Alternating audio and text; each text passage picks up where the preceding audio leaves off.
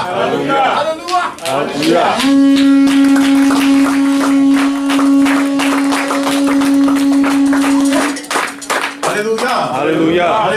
Hallelujah. Hallelujah. Hallelujah. Shabbat shalom lechem. Shabbat shalom lecha. It's a blessing to see everyone here.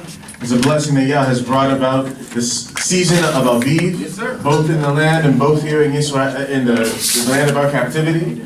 We give thanks to Him. And at this time, let us even face our holy land, which is blossoming and blooming, and even ask Him that He would stand in our midst and protect us in our time of worship. Let us say the Kumah. Hallelujah. Kuma Yehovah, ve'afusu oyevecha, ve'anusu misanecha mipanecha. Kuma Yehovah, ve'afusu oyevecha, ve'anusu misanecha mipanecha. Kuma Yehovah, ve'afusu oyevecha, ve'anusu misanecha mipanecha. Rise up, O Yah, and let thine enemies be scattered, and let them that hate thee flee from before thee. Rise up, O Yah, and let thine enemies be scattered, and let them that hate thee flee from before thee. Hallelujah. Hallelujah. Baruch Yehovah Babocher, Baruch Yehovah Betzoraim, Baruch Yehovah Be'erev, Baruch Yehovah Belayla, Baruch Yehovah Yom Yom, Uvaruch Yehovah Tamid, Yehovah Eloheinu Bavakasha, Lisloach lanu lechol devarim ra'im she'asinu lefanecha yom yom, ve'heliot imanu kol hayom hazeh, lema'an shemcha Yehovah, Elohei Avraham, Yitzchak ve'Yisrael, Elohei Avotenu ve'Eli, Lishmoa kolina, im tzedesei otka, lema'an shemcha Yehovah. Hallelujah. Blessed be Yah forever and ever. Selah. Amen. Oba'am, Shabbat shalom lechem. Shabbat shalom lecha. Give thanks unto Yah again for this portion of Shemini, which goes into our laws of purity, laws of holiness and worship that all Israelites should observe for all time, seasons, and generations. And for that, let us even give Him thanks with the song Zidrah Shabbat Sameach Ani. Zidrah Shabbat Sameach Ani. Zidrah Shabbat Sameach Ani. Zidrah Shabbat Sameach Ani. Ani Moreh Hayom Hashem. Zidrah Yom Tov Sameach Ani. Zidrah Yom Tov Sameach Ani. Zidrah Yom Tov Sameach Ani. Ani Moreh Hayom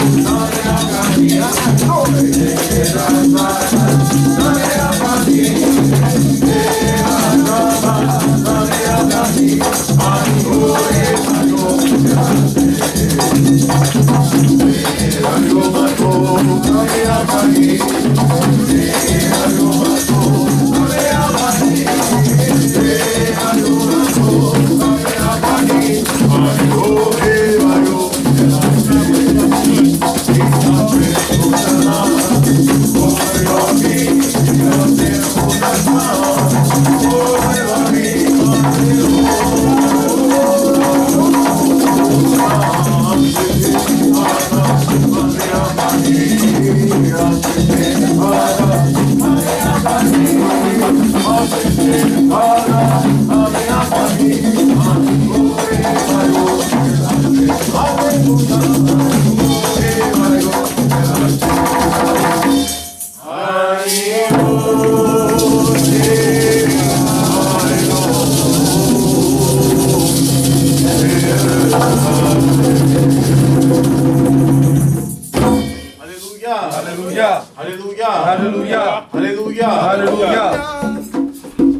Thanks, so in songs and psalms and our prayers from our own heart. We give you praise for us having a day of rest that is making us holy. That you've given us the Torah to teach us not only to be good, ethical Americans or nice people, but to be holy, to be pure, to be able to be close unto you, chosen for a mission, and that our prayers improve and our worship improves as we know what the laws are of purity and of holiness. We ask that you would allow us to learn more on this day about the contamination that is spread to our souls from tum'ah, from uncleanness, oh yeah, from the importance of order in your service, oh yeah, from the blessing of Nadav and Abihu, that we even understand this humility that Aharon had to have to slaughter not a little bit of, not to pour a little oil and flour before you, or to get a little dove or a turtle dove before you, but to bring a whole bull before you in a show of his solemn sadness and sorrow over what he did in leading people to worship a bull. Oh yeah. And yet you accepted himself, him and his sons, at their first attempt to worship you, oh Yah. The ones who were humble, those who were arrogant, you rejected, oh Yah. Please let us be among that remnant who is humble and whose worship is accepted, oh Yah. And we know, oh Yah, that you have even given us words of praise in your songs, such as Psalm 100. Mizmor leTodah, Haviu l'Adonai kol haaretz, עבדו את ים בשמחה בו לפניו ברננה דעו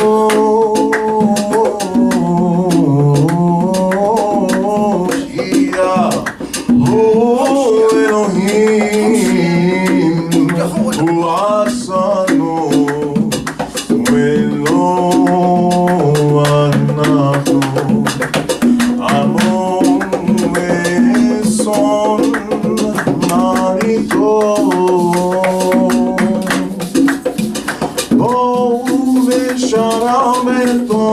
Hasrotam b'tina hodu malchut Shemo B'tolam le'olam Hasdo V'ador V'dor emunato. A song of thanksgiving. Shout unto Yah, all the earth. Serve Yah with gladness. Come before his presence with singing. Know ye that Yehovah, he is Elohim. It is he that made us, and we are his people, the flock of his pasture. Enter into his gates with thanksgiving, into his courts with praise. Give thanks unto him and bless his name, for Yah is good, and his mercy endures forever, and his faith unto all generations. Hallelujah! Hallelujah! Hallelujah! Hallelujah! Hallelujah! You're high! You're high! Selah. Let us sing the Shema. O Shema Yisrael, Yahuwah Eloheinu, Yahuwah Eloheinu, Yahuwah Eloheinu, O Shema Yisrael, Yahuwah Eloheinu, Eloheinu, Yahuwah Echad.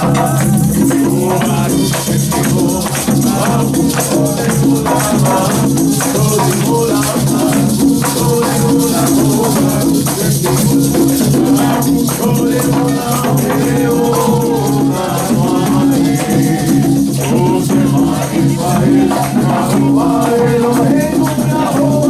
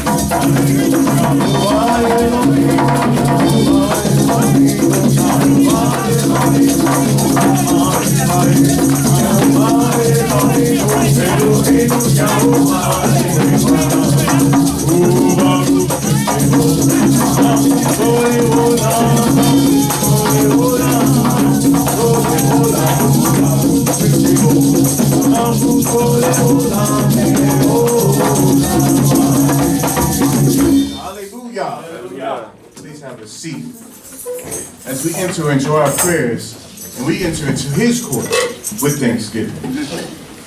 Blessed art thou, O Yehovah, our God, and blessed be the works of thy hands. And the heavens and the earth were finished, and all the host of them. And on the seventh day God finished his work, which he had made, and he rested on the seventh day and hallowed it, because that in it he rested from all his work, which God in creating had made. O thou that art most holy, look upon thy people in mercy. Hear thou us, O power of Abraham. Nurture us, O power of Yitzchak. Save us, we implore thee, O power of Israel. Blot us not out, O Yah. Though our sins be many, cast our evil doings into the bottomless pit, to remain forevermore. Our hope is in thee, O Yah, and without thy mercy we have none. Father of wisdom, thou dispenser of knowledge, cause our hearts to discern and our minds to retain thy Torah. Bless Israel to know thee as we did in the days of yore. Let the sign of the Shabbat shine brightly from this thy house, and from us thy people Israel. Let our voices mingle with the hosts of heaven, as we joyfully proclaim, blessed be the name of our power, and blessed be his holy name. Hallelujah! Let us sing the Shema. Amen. Shema Yisrael.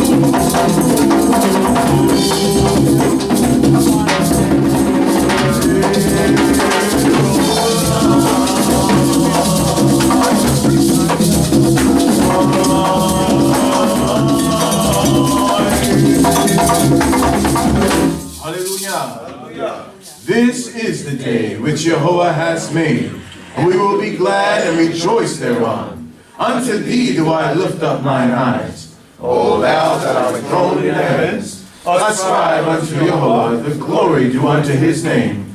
Worship Jehovah in the beauty of holiness. In thee, O God, do I take refuge. Let me never be ashamed. Thou hast given us joy in the place of sorrow. Thy truth is like a heady wine. Shout for joy, O ye children of Israel. Proclaim the name of our King, to whom the sun doth shine and the winds sing. Jehovah is our sun and shield. Who then could master us? To thee, power of our fathers, do we give honor and glory. For who is Yah besides thee? Be thou our judge, O Yah, against the ungodly nations. Save us, O King, we beseech thee. Then shall we come clapping, singing, jumping, praising, crying, and extolling thy holy name. For with thee is the fountain of life, and in thy light do we see light. Thy loving kindness, God, is in the heavens. Thy faithfulness reaches unto the skies.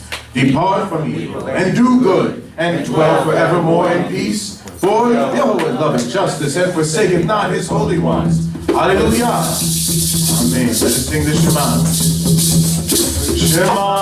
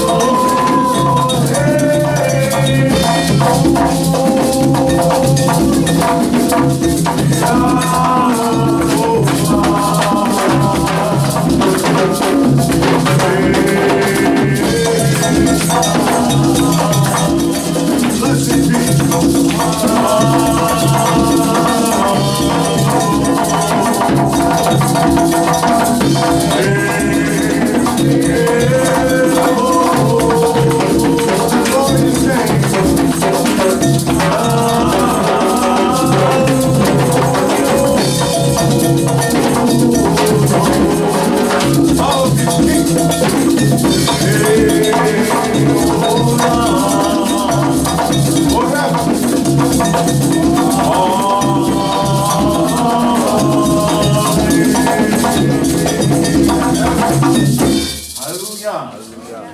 Where is the power of Abraham, who did call our father from Chaldea? Art thou not he, O power of Israel?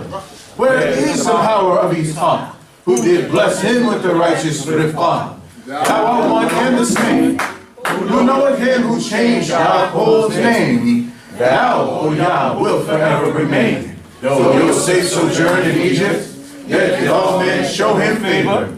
Thy hand, O Yah, was with him. Thou didst help Moshe and Israel against Paro, who stood up the mighty Red Sea. Manna dropped from heaven to sustain thy people in the wilderness. They fashioned a calf to bow down to, yet to Israel didst thou show mercy. We give thanks unto thee, O Yah, and we will tell of thy wondrous works. In Yahuwah is Yah known, his name is great in Israel. His foundation is in the holy mountains. We will sing of the mercies of Yahuwah forever. Unto all generations will we make them to be known. Say thou, O Yah, in the midst of us, cause righteousness once more to be sown. So shall the heavens praise thy wonders, Yah, thy faithfulness in a holy assembly. Let Israel awaken the day with their praises. Glory to Yah, now and forevermore. Sing the Shema. Shema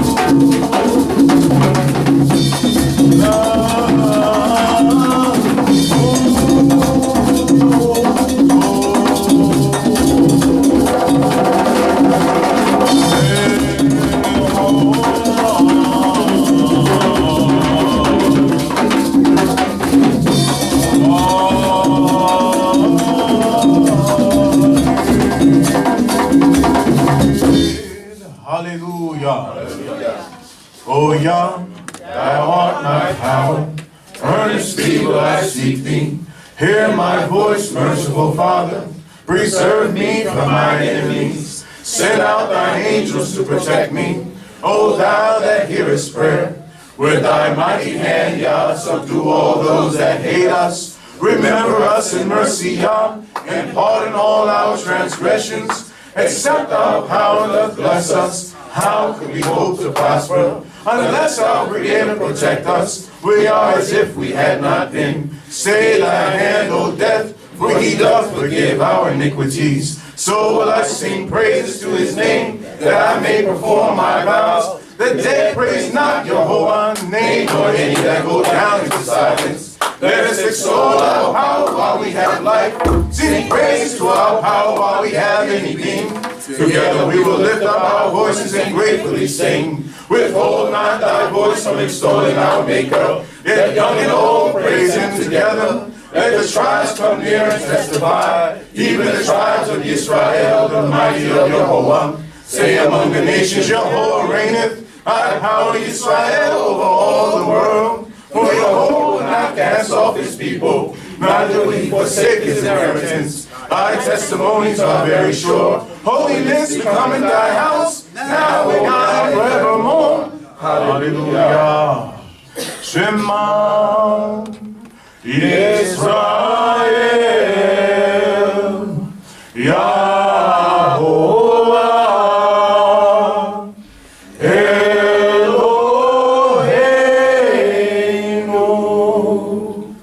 Yahovah, Eloheinu.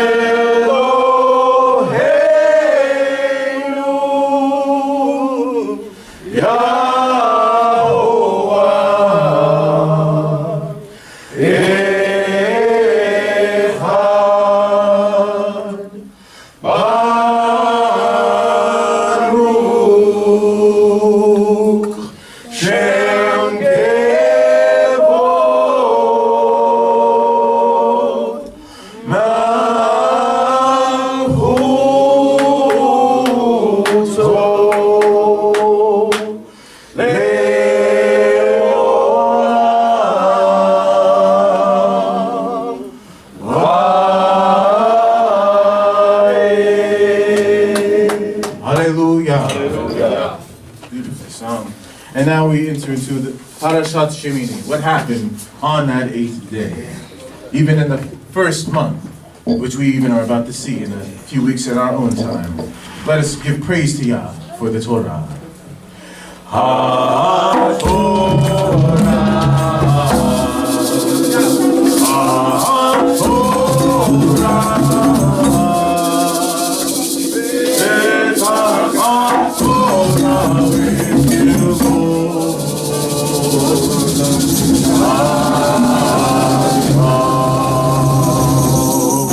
Whereby shall we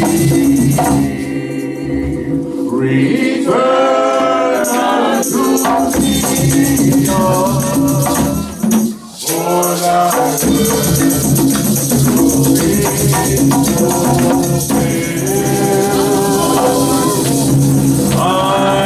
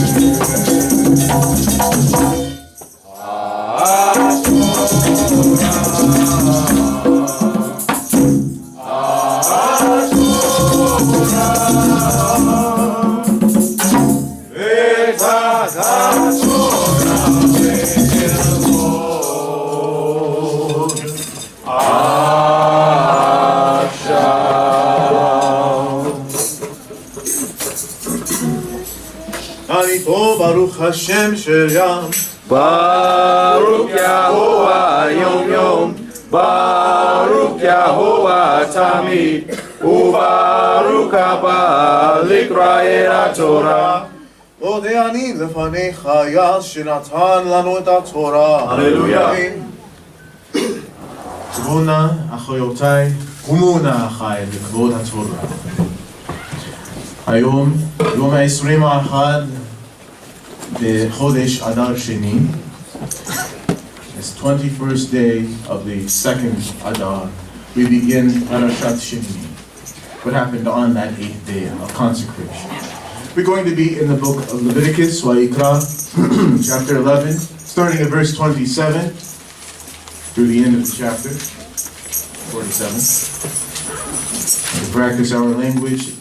אנחנו נקרא ביום הזה בסוף פרשת שמיני, בספר ויקרא, ספר השלישי בתורה, פרק י"א, פרק 11, chapter 11, ואנחנו נתחיל, and we will begin בפסוק in verse 27, 27. מהלל יה, Hallelujah.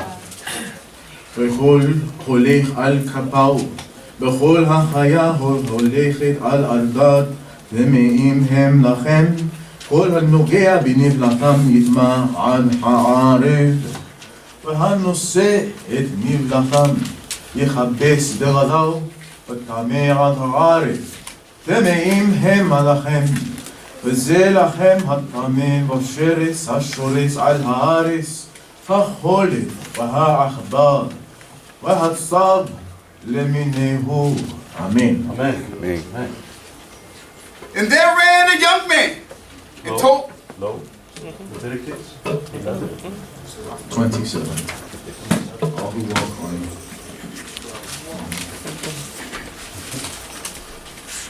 and whosoever goeth upon his paws, among all the beasts that go on all fours, they are unclean unto you. Whosoever touches their carcasses shall be unclean unto the evening. And he that beareth the carcass of them shall wash his clothes and be unclean unto the evening. Right. They are unclean unto you. And these are they which are unclean unto you among the swarming things that swarm upon the earth, the weasel, and the mouse, and the great lizard after its kind. Amen. Elohim אנחנו לך, שאתה הוא אלוהינו, ואלוהי אבותינו, אברהם, יצחק, ויעקב לעולם ועד. נקראת השר אהרון בן לוי בן ישראל. אני פה, ברוך השם של יהוה. ברוך יהוה יום יום, ברוך יהוה תמיד, וברוך הבא לקרוא את התורה. מודה, אני לפניך יהוה, נתן לנו את התורה. הללויה. והאנקווה, והקואק, והטאה, והחומת, והטין שמת. אלה הטמאים לכם בכל השרץ, כל הנוגע בהם במותם יטמע עד הערב, וכל אשר ייפול עליו מהם במותם יטמע מכל כלי עץ או בגד או שק, כל כלי אשר יעשה מלאכה בהם במים יובא וטמא עד הערב וטהר. Amen. Amen. Yeah. And the gecko, and the land crocodile, and the lizard, and the sand lizard, and the chameleon. That's right. These are they which are unclean unto you among all that swarm. Amen. Whosoever doth touch them, when they are dead, shall be unclean unto the evening. And upon whatsoever any of them, when they are dead, doth fall, it shall be unclean. Right.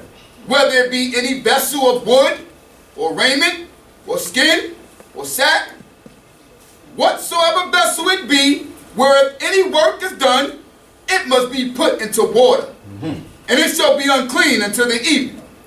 Then shall it be clean. Amen. Amen. מודים אנחנו לך, שאתה הוא אלוהינו, ואלוהי אבותינו, אברהם, יצחק, ויעקב לעולם ועד. נקראת הבחור חזיאל בן כהן שטמיה בן לוי בן ישראל. ברוך יהוה יום יום, ברוך יהוה תמיד, וברוך הבא לקרוא את התורה. הללויה. Kal, Kali, Kedes, Ashir, Ipo, Nihem, El, Toko, Ko, Ashir, Batoko, Itma, Wahoto, Chishboru, Mikal, Haokel, Ashir, Yeakil, Ashir, Abo, Alao, Mayim, Itma, Kal, Mishkwe, Mashkwe, Sika, Ashir, Yishate, Loko, Kali, Itma, Loko, Ashir, Ipo, Mini Latam, Allow, Yitma, Chenur, Wakiraim, Utat, Tamaim, Ham, Utamaim, Ye Lakem, Egu Lakem. Amen. Amen. Hallelujah. And every earthen vessel, whereinto any of them falleth, Whatsoever is in it shall be unclean, it ye shall break. All food therein which may be eaten, that on which water cometh, Right. shall be unclean. Okay. And all drink in every such vessel that may be drunk shall be unclean. And everything whereupon any part of their carcasses falleth shall be unclean. Whether oven or range for pots, it shall be broken in pieces. They are unclean, shall be unclean unto you. Amen. מודים אנחנו לך שאתה הוא אלוהינו ואלוהי אבותינו אברהם יצחק ויעקב לעולם ועד.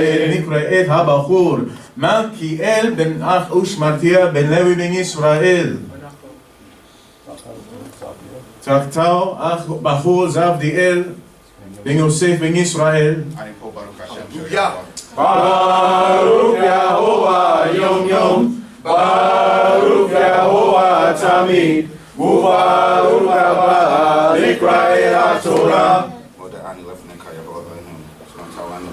Hallelujah. 36. Ach Mayan, Uvor, Mikwe, Mayin, Yihye, Tahor, Wenogea, Beniv Latam, Yitma, Weki Yafo, Yipo, Slika, Miniv Latam, Al, Kol, Zera, Zerua, Asher, Yizare, A, Tahor, Hu, Weki, Yutan, Mayim, Slika, Al, Zara, Wenafal, Miniv, Slika, Miniv Latam, Alal, Tameh, Hu, Lakem. Amen. Hallelujah. Nevertheless, a fountain or a cistern wherein is a gathering of water shall be clean. Right. But he who toucheth their carcass shall be unclean. Right. And if aught of their carcass fall upon any sown seed, which is to be sown, it is clean. But if water be put upon the seed, and aught of their carcass fall thereon, it is unclean unto you. Amen. Amen. מודים אנחנו לך שאתה הוא אלוהינו ואלוהי אבותינו אברהם יצחק ויעקב לעולם ועד. נקרא את אחות דניאלה אש אח נתניהו בן לוי בן ישראל. ברוך יהוה יום יום ברוך יהוה תמיד וברוך הבא לקרוא את התורה.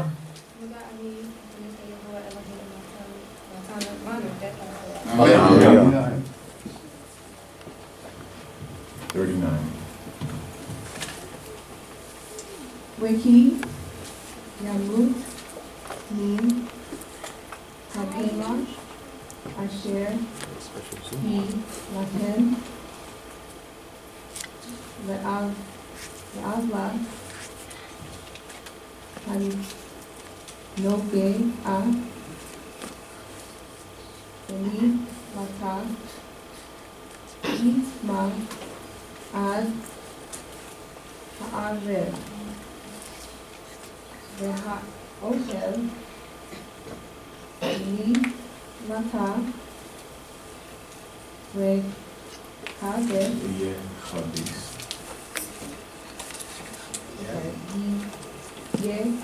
Kadesh, Begadal, Netame, Ad, Ha'arev, Ve'hanose, Et, Nevlata,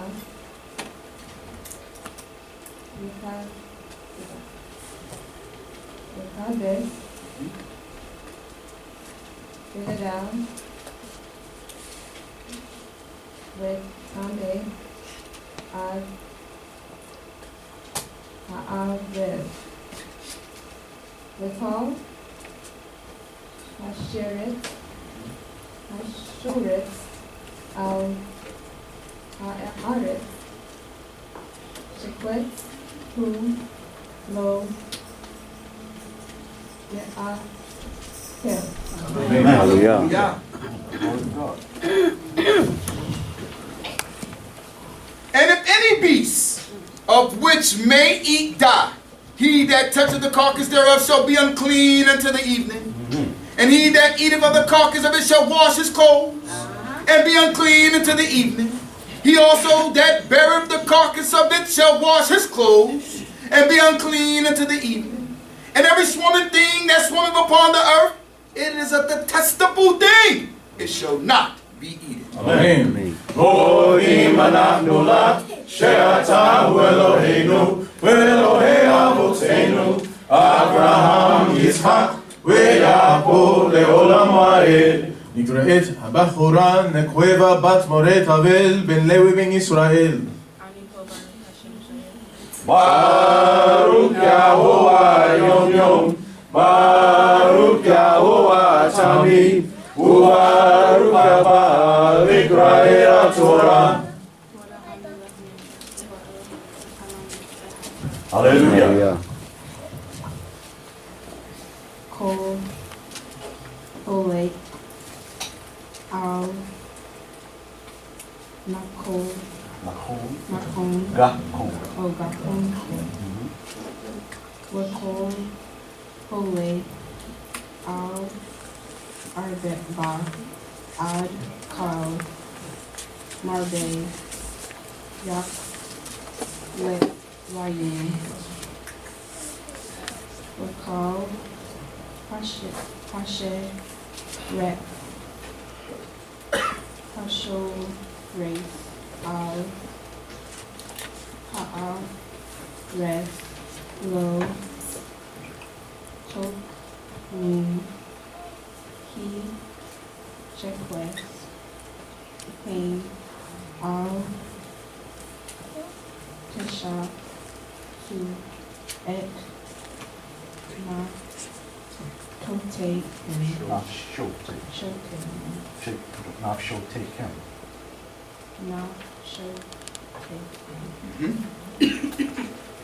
Bekar, Asherah,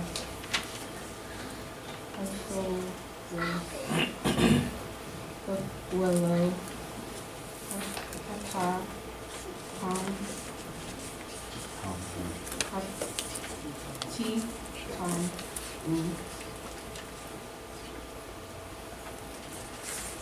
Ahem, Winnie, Meg, Ken, He, Ani, Yehovah, Elohim, Leti, Wahit, Pod, Ish, Ken, We can put Sheen, Ki, Kadosh, Ani, Willow, Tiktam, U, Et, Na, Shows, Taken, Bekar, Asher, Red,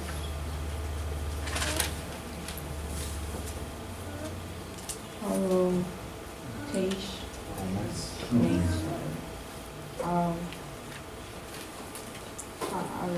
Amen. Yeah. Whatsoever goeth upon the belly, and whatsoever goeth upon all fours, and whatsoever hath many feet, even all swimming things that swim upon the earth, them ye shall not eat, for they are a detestable thing. You shall not make yourself detestable with any swarming thing that swarmeth, neither shall ye make yourselves unclean with them. Ye shall be defiled thereby, for I Yahuwah, your power. Sanctify yourselves, therefore, and be ye holy, for I am holy. Neither shall ye defile yourselves with any manner of swarming things that moveth upon the earth. Amen. מודים אנחנו לך שאתה הוא אלוהינו ואלוהי אבותינו אברהם יצחק ויעקב לעולם ועד. נקרא את המפטירה לפרשת ויהי ביום השמיני הגברת ביפיה אשת זקוון יתניאל בן יהודה בן ישראל. אני פה, ברוך השם של יהוה. ברוך יהוה יום יום ברוך יהוה תמיד וברוך הבא לקרוא את התורה. אמן. אמן. כי אני יהוה המעלה אתכם מארץ מצרים להיות לכם לאלוהים וייתם קדוש כי קדושים כי קדוש אני זאת תורה תבהמה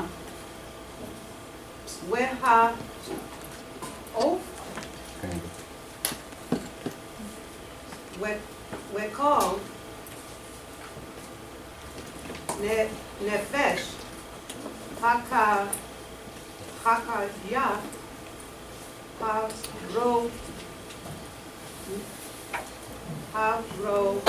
נשאת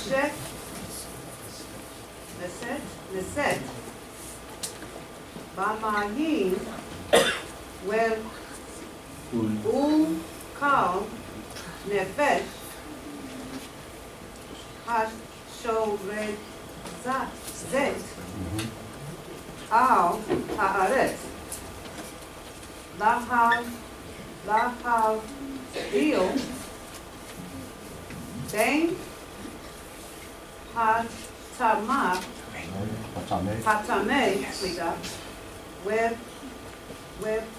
ובין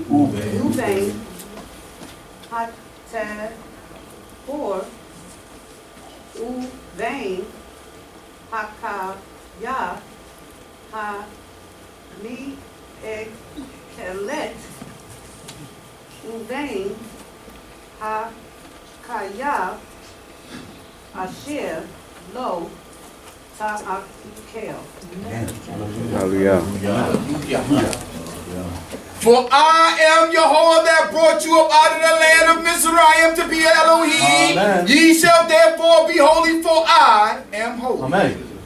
This is the law of the beast, and of the fowl, and of every living creature that moveth in the waters, and every creature that swimmeth upon the earth, to make a difference between the unclean and the clean, and between the living thing that may be eaten and the living thing that may not be eaten. Amen. מודים אנחנו לך שאתה הוא אלוהינו ואלוהי אבותינו אברהם יצחק ויעקב לעולם ועד.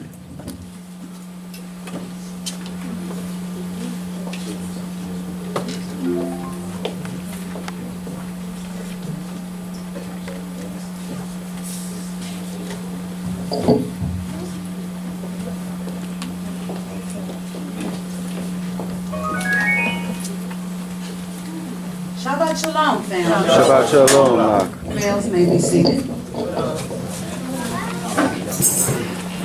How was everyone's week? Oh, y'all don't sound like y'all too happy. My week was extraordinarily wonderful. Yes. That's how I say yes. Okay. This week's portion is Shemini And it can be found in 2 Samuel 6:1 through 7:17.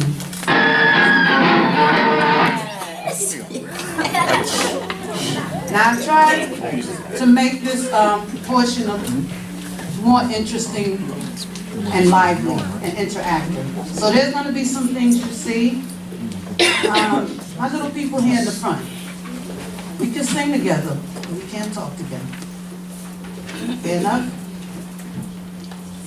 As I was saying, there will be some things that you're going to see and you're going to hear, because I tried my little bit of technical ingenuity, I guess you would say, to try to include it in my portion. So to start, I want everybody to understand that in this portion, you're going to discover words that are salient and viable to following the instructions that the Most High has put forth. I want you to listen for those words and be very clear of their meaning, for they can and they will save your life. Words like carried, words like wagon. Now, the history behind this is that the ark experienced many modes of transportation and resting places, with Hophni and Pinchas in the house of Eli, who was supposed to protect the ark, but the Philistines still stole it and placed it in their temple with their god, Dagon the dragon. Now, which Dagon was destroyed. One day he was knocked over, and the next day he was dismembered. So they said, get this thing out of here. Now the Philistines sent this artifact away on an ox-drawn cart, which caused the death of approximately 50,000 people because they gazed upon it. So think about how the Most High tells us, or has instructed us, to carry his house. Okay, so now 50,000 people died, then obviously the ark wasn't covered, which it should have been. Secondly,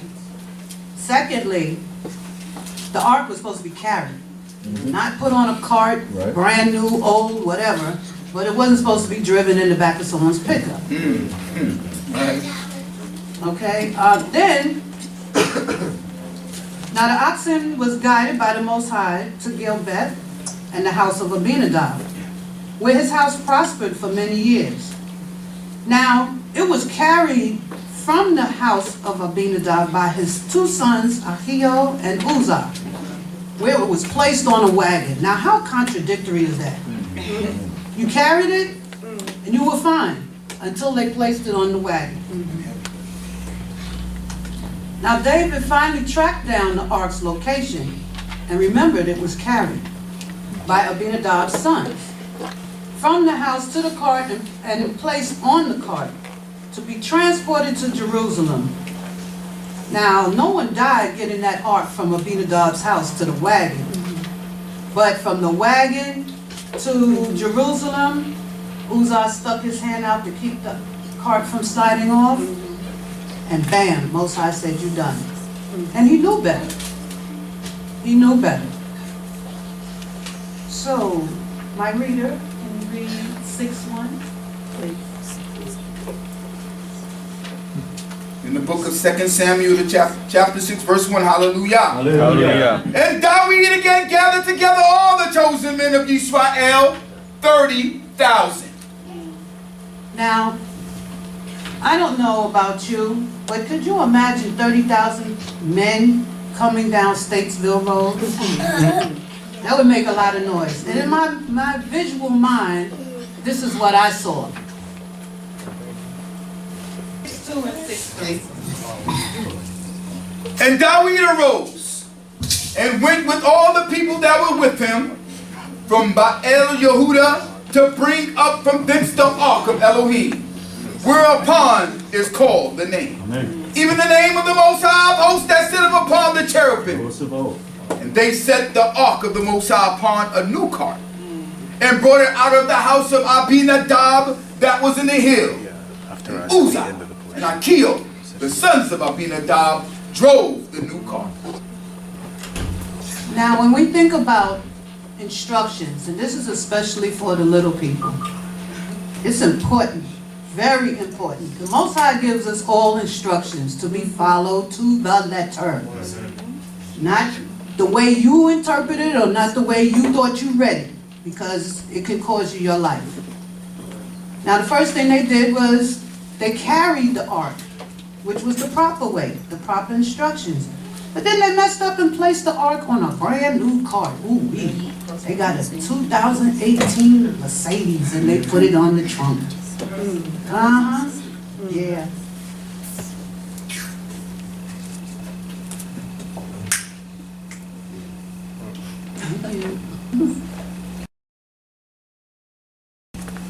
Now, how was that ark supposed to be carried? We all know.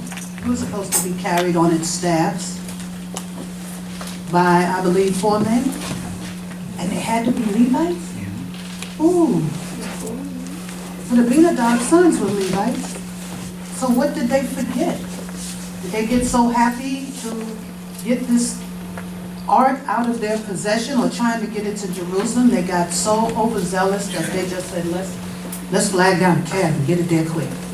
Put it on this brand new cart. 6-4. And they brought it out of the house of Abinadab, which was in the hill, the ark of the Most High, and Achio went before the ark.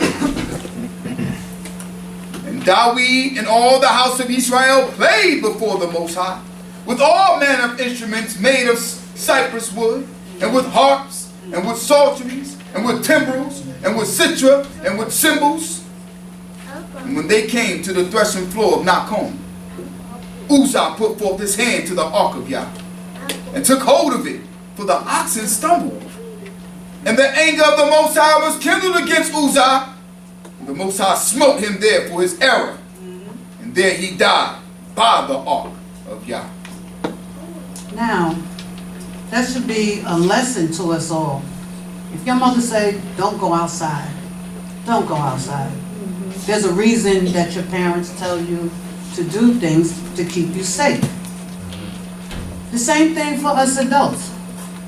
You get that gut feeling that something's wrong when you get ready to turn the corner, or you wondering why your car may have got a flat, or it stalled, it wouldn't start on time, you got caught in traffic. There's a reason why the Most High put his hand out and said, no, we have to stop you right here to give time to whatever is going wrong to go wrong so you don't get caught up in it.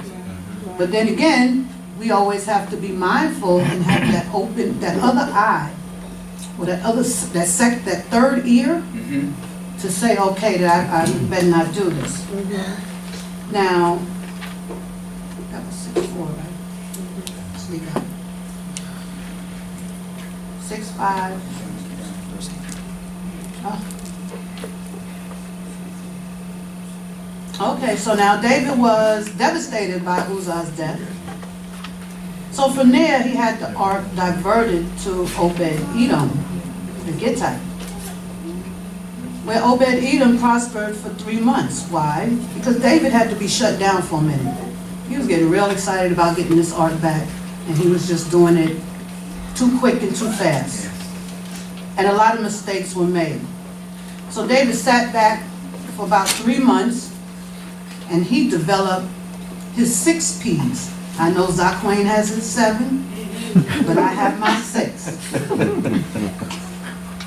I could just find it. Proper prior planning reveals partruent preventive performance. Partruent means giving birth to something new. So David had to come up with a new way, which he already knew the right way, but he had to shut down for a minute and say, wait a minute, I just caused somebody to die. Me trying to get quickly to my destination or to get this problem, this situation done. So David had to humble himself. He had to get that egotistic mind, he had to put that somewhere in the back. So he developed a smart plan.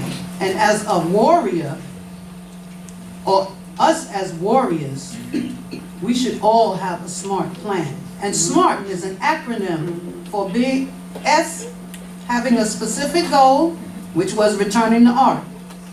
M, having a meaningful and measurable purpose. A, achievable and attainable reason. R, relevant, reasonable, and realistic vision. T, time, because time was limited, but time has to be sensible and it has to be trackable. So as a warrior, David moved in a manner which was smart. So, you want 8? Okay, 6:8 to 6:12. And David was displeased because the Most High had broken forth upon Uzzah. And that place was called Perez Uzzah to this day. David was afraid of Yah that day. And he said, how shall the ark of the Most High come into me? So David would not remove the ark of Yah unto him into the city of David. But David carried it aside into the house of Obed-Edom, the Gittite. And the ark of Yah remained in the house of Obed-Edom, the Gittite, 3 months. And the Most High blessed Obed-Edom and all his house. Now, that's great that he got that blessing, but like I said, that was because David had to be kind of shut down for a little bit. 6:13 and 6-15. And it was told King David, saying, the Most High had blessed the house of Obed-Edom and all that pertaineth unto him because of the ark of Yah. And David went and brought up the ark of Yah from the house of Obed-Edom into the city of David with joy. And it was so that when they bore the ark of Jehovah had gone 6 paces, he sacrificed an ox and a fatling. And David danced before Yah with all his might. And David was girded with the linen ephod. So David and all the house of Israel brought up the ark of Jehovah with shouting and with the sound of the horn. Now, I don't know if you ever experienced, or could you visualize yourself experience the joy that David did? I know I have. I prayed for something so hard. I used to live in this apartment that looked like a giant skull on the street. And I would be so hurt going home every day. And I prayed for the Most High to get me out of this place. And one day I came home and opened up the mailbox, and the letter from New York City Housing Authority was there. We have a brand new apartment for you. Boy, I danced. That's right. That was great. So I could see David being so happy and dancing because this is what he heard as they gathered those timbrels and those harps. 16 through 7:1. And it was so, as the ark of the Most High came into the city of David, that Michal, the daughter of Shaul, looked out the window and saw King David leaping and dancing before Jehovah. And she despised him in her heart. And they brought in the ark of Yah and set it in its place in the midst of the tent that David had pitched for it. And David offered burnt offerings and peace offerings before Yah. And when David had made an end of offering the burnt offerings and the peace offerings, he blessed the people in the name of Jehovah Zebaoth. And he dwelt among all the people, even among the whole multitude of Israel, both to men and women. To everyone a cake of bread, and a cake made in a pan, and a sweet cake. So all the people departed, everyone to his house. And David returned to bless his household. And Michal, the daughter of Shaul, came out to meet David and said, how did the king of Israel get his honor today, who uncovered himself today in the eyes of the handmaids and his servants, as one of the vain fellows shamelessly uncovered himself? And David said unto Michal, before the Most High, who chose me above thy father, and above all his house, to appoint me prince over his people, the people of Jehovah, over Israel, before Yah will I make merry, and I will be yet more vile than dust, and will be base in my own sight. And with the handmaids whom thou spoken of, with them will I get me honor. And Michal, the daughter of Shaul, had no child until the day of her death. Wow. Remember Vashti from last week? Being so disrespectful, jumping out there and saying what she felt. But remember, Michal was promised to David first by her father for some foreskins, if he could get he was asked to get 100. So he must have really loved Michal because he brought back 200. Because the ultimate plan was to get David killed. But then Most High turned that table. So I believe that they had feelings for each other, even though she was given away. Because when she seen David coming, in her heart, she said,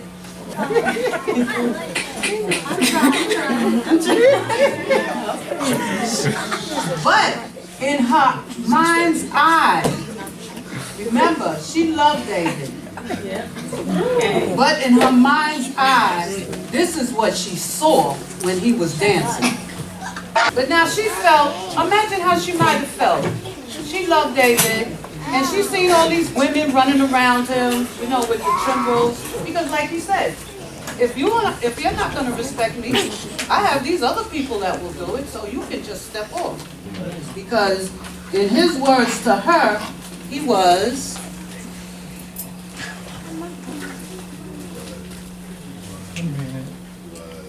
he's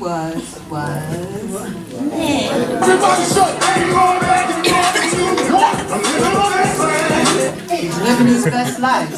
He ain't going back and forth. And the Most High said, you don't have to, because she will never bore you any children. So that was her, I would say, punishment for being disrespectful. 7:2 to 7:8. Okay. And it came to pass, when the king dwelt in his house, and the Most High had given him rest from all his enemies round about, that the king said to Nathan, the Navi, the prophet, see now, I dwell in the house of Sidrah, for the ark of the Most High dwelleth within curtains.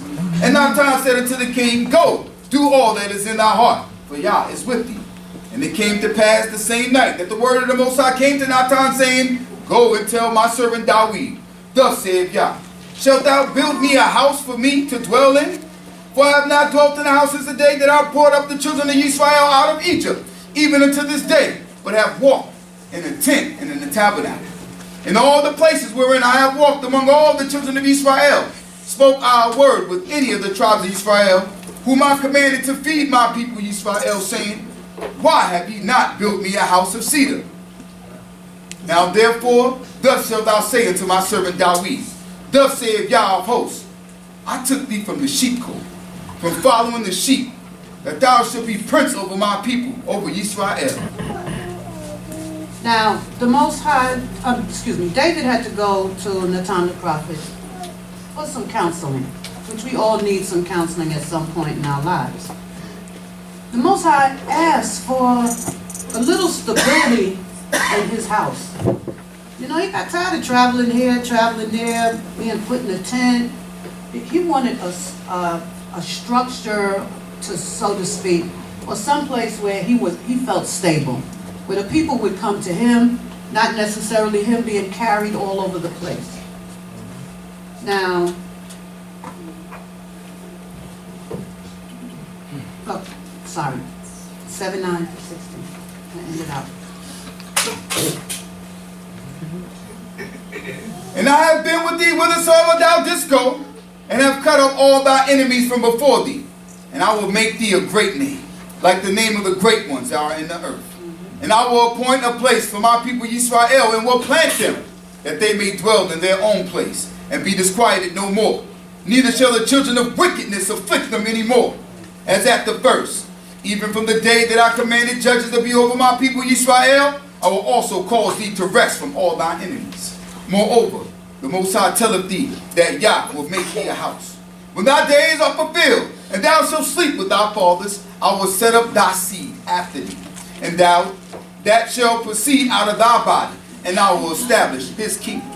And he shall build a house for my name, and I will establish the throne of his kingdom forever.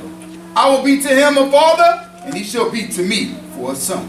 If he commit iniquity, I will chasten him with the rod of men, and with the stripes of the children of men.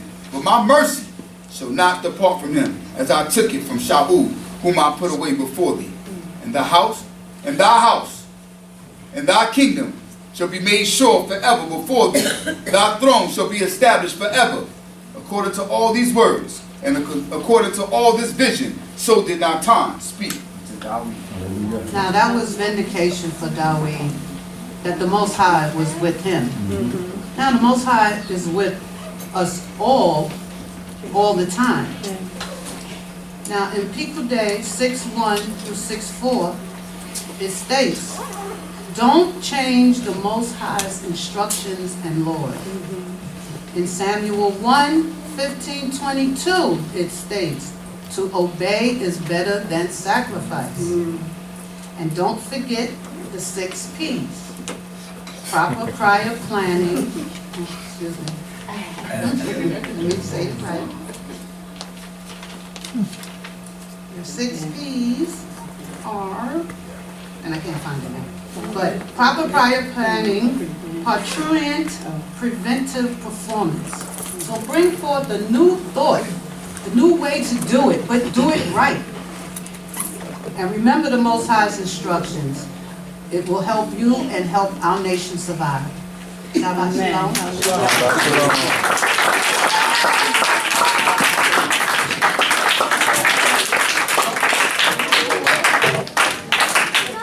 Keep going, please. Hallelujah. Hallelujah. Hallelujah.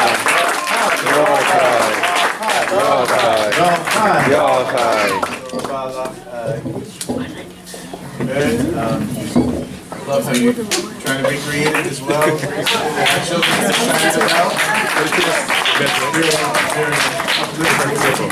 Find space to be confident and be bold. And at the same time, you had a very powerful message. Just one other piece that connects into the portion today is how the portion begins and how the portion ends regarding worship. So, how did David act in terms of his worship at the end?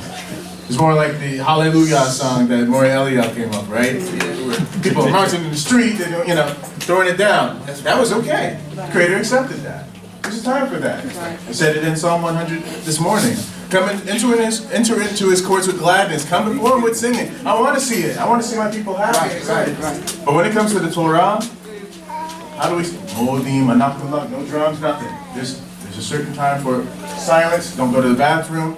You need to take care of the Torah as open. It's true. The Creator has that same standard in our day and time, and so that's what we're going to learn. There's a time when the people will fall on their faces in our portion. A lot of people forget that part. And they're worshiping Yah, shouting before Him. Nadav and Abihu, they're drinking, they're getting it in too much. And then it's time for them to serve, and they're not taking it to that level. So thank you for bringing that forward. So we have that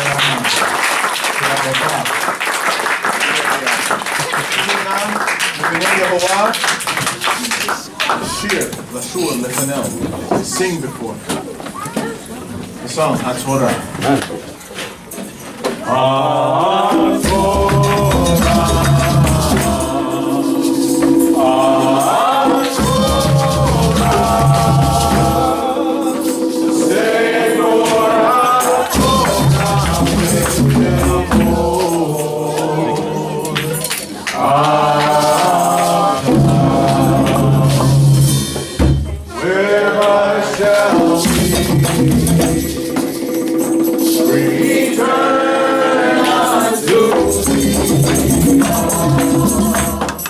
For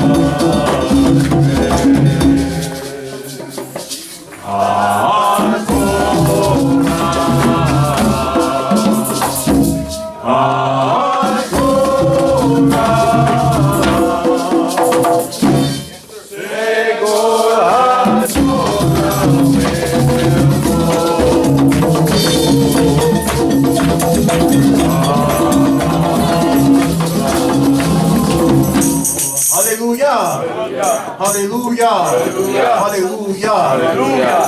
Well, it's the 21st day of Adar Sheni, so we only have about 3.5 weeks left until our holy season starts. Praise be Yah. Let us sing the song Pass Over Us as we get that little taste each week as we count the days down. Pass Over Us is on page 15 in the prayer portion of the song book or on the screen. Pass over us. Pass over us. Pass over us. Your Passover. Pass over us. Oh, Yah.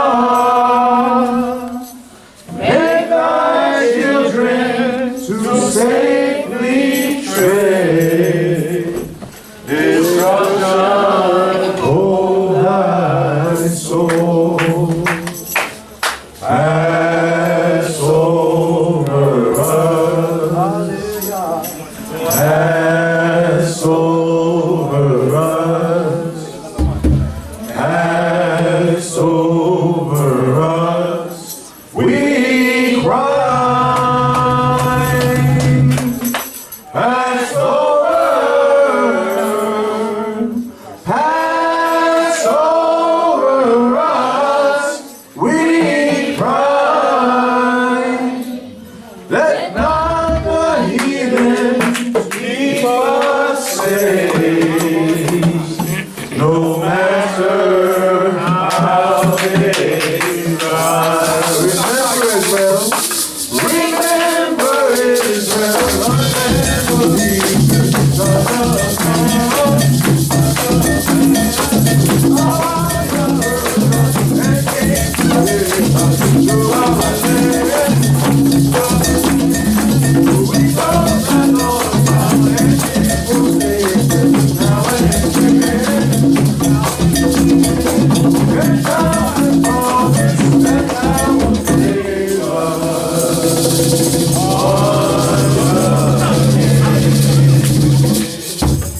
Pass over us. Pass over us. Pass over us. We pray. Pass over. Pass over us. We pray. Show us thy might in mercy, Yah, on this thy holy day. Hallelujah. Hallelujah. Hallelujah. Kick it up a little bit. Zinali, Geveret unto me. Faith. Hazinali, ani odeka, ani omed, olefaneka, ka'asherani mati me'ayem, odeka ele, ha'el Yahovah.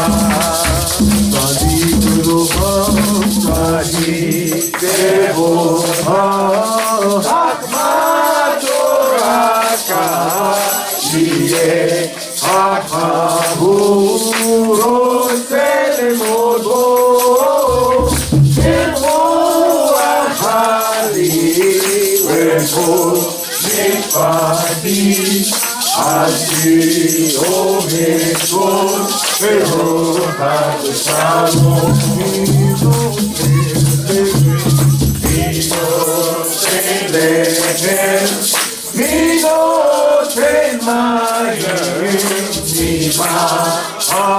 Adilamo, oh, Hazman,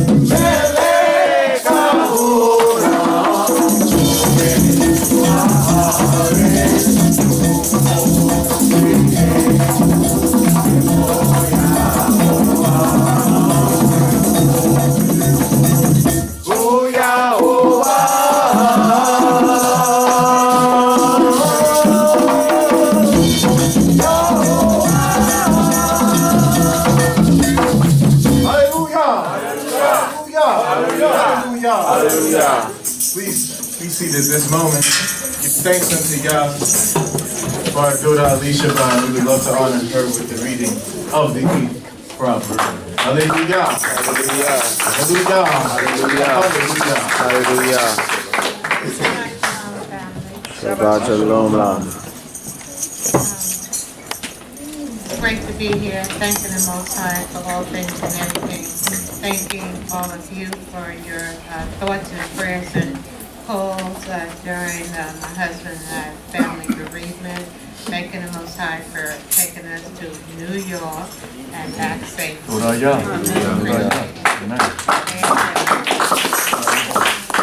tell you, when you miss here a couple of weeks, you just don't feel right till you get back. So thankful that I'm able to be here today. Eighth proverb. Does not wisdom call and understanding put forth her voice? And the top of high places by the way where the paths meet she standeth. Beside the gate, at the entry of the city, at the coming in at the door, she crieth aloud. Unto you, O men, I call, and my voice is to the sons of men. O ye thoughtless, understand prudence, and ye fools, be of an understanding heart. Hear, for I will speak excellent things, and the opening of my lips shall be right things. For my mouth shall utter truth, and wickedness is an abomination to my lips. All the words of my mouth are in righteousness.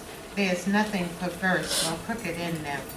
They are all plain to him that understandeth, and right to them that find knowledge. Receive my instruction, and not silver, and knowledge rather than choice gold. For wisdom is better than rubies, and all things desirable are not to be compared unto her. High wisdom dwell with prudence, and find out knowledge of devices. The fear of Yahweh is to hate evil, pride and arrogancy, and the evil way, and the froward mouth do I hate. Counsel is mine, and sound wisdom. I am understanding, power is mine. By me kings reign, and princes decree justice.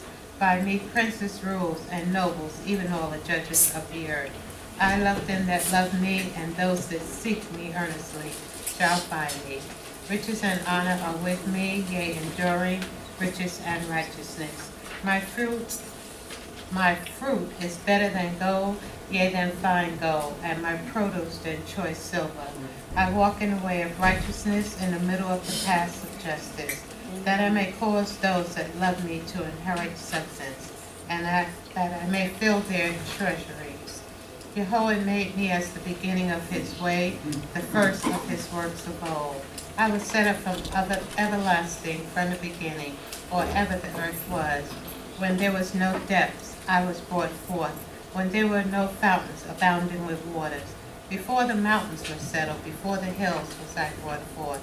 Yet, while as yet he had not made the earth, nor the fields, nor the beginning of the dust of the world. When he established the heavens, I was there. When he set a circle upon the face of the deep. When he made firm the skies above. When the fountains of the deep showed their might. When he gave to the sea his decree, that the waters should not transgress his commandments. When he appointed the foundations of the earth, then I was by him as a nursling, and I was daily all delight. Playing always before him, playing in his habitable earth, and my delights are with the sons of men. Now therefore, ye children, hearken unto me, for happy are they that keep my ways, hear instruction, and be wise, and refuse it not. Happy is the man that hearkened to me, watching daily at my gate, waiting at the post of my door. For whoso findeth me, findeth life, and obtaineth favor of Jehovah. But he that misses me wrongs his own soul. All those that hate me love death. Just grateful to be here again. Thankful for the mercies of Jehovah always, and particularly during times of trying circumstances. Hallelujah.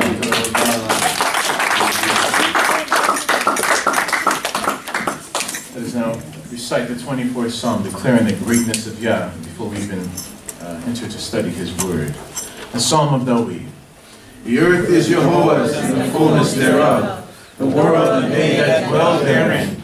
For he hath founded it upon the seas and established it upon the floods. Who shall ascend into the mountain of Jehovah? And who shall stand in his holy place? He that hath clean hands and a pure heart, who hath not taken my name in vain, and hath not sworn deceitfully. He shall receive a blessing from Jehovah, and righteousness from the power of his salvation.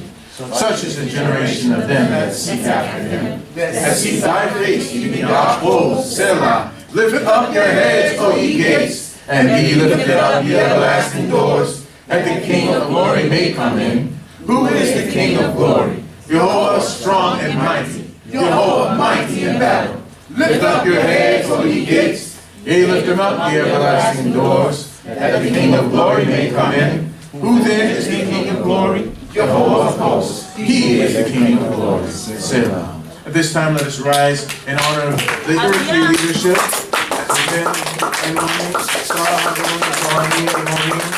The elders of the sisterhood and the brotherhood. Hallelujah. Hallelujah.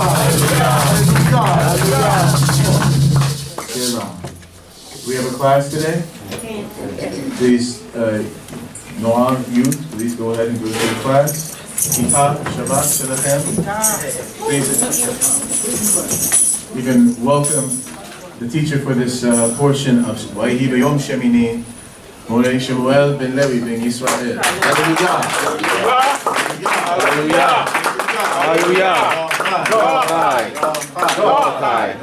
Yochai.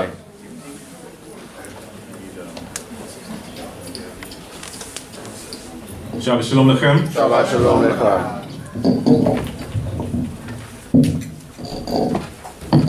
Giving all praises to the Holy One of Israel, Yehovah Zevaot, for blessing us with the gift of life. Amen. And another Holy Shabbat. Thanking the Most High for the week, ensuring that we are alive at the end of the week, and taking nothing for granted as we look over the earth. We see a lot of disaster. Some of it is not being publicized in the mass media. But there was a cyclone in, I think it was Mozambique and these areas where, a lot of people were displaced, a lot of people lost their lives. But because they're black lives, I guess, they don't matter to the media. And as we look out around the world as well, we see a lot of fighting amongst governments. There's an African proverb that says, when the elephants fight, the ants get out of the way. And you would find that even in this country, as you saw, now I don't want to get into SARS portion, but it's just amazing that you saw a few months ago a lawyer attacking the president through the mistress, and now he is under attack. So you see it's a lot of back and forth going on. As we as Israelites, what is that to us? We have to continue to maintain ourselves and continue to maintain our observance of these very laws, statutes, and commandments. We know that our living in these lands, there is a purpose.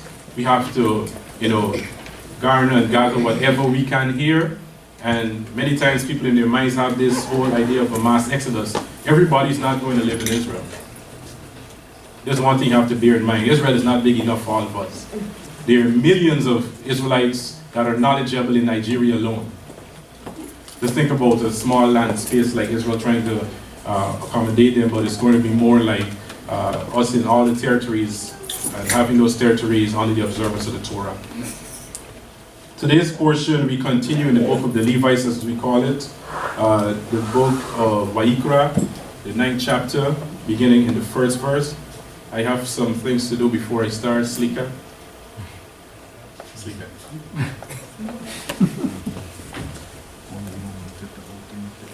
No, I can't do that.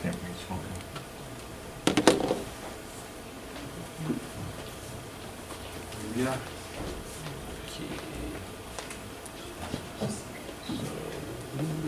Good.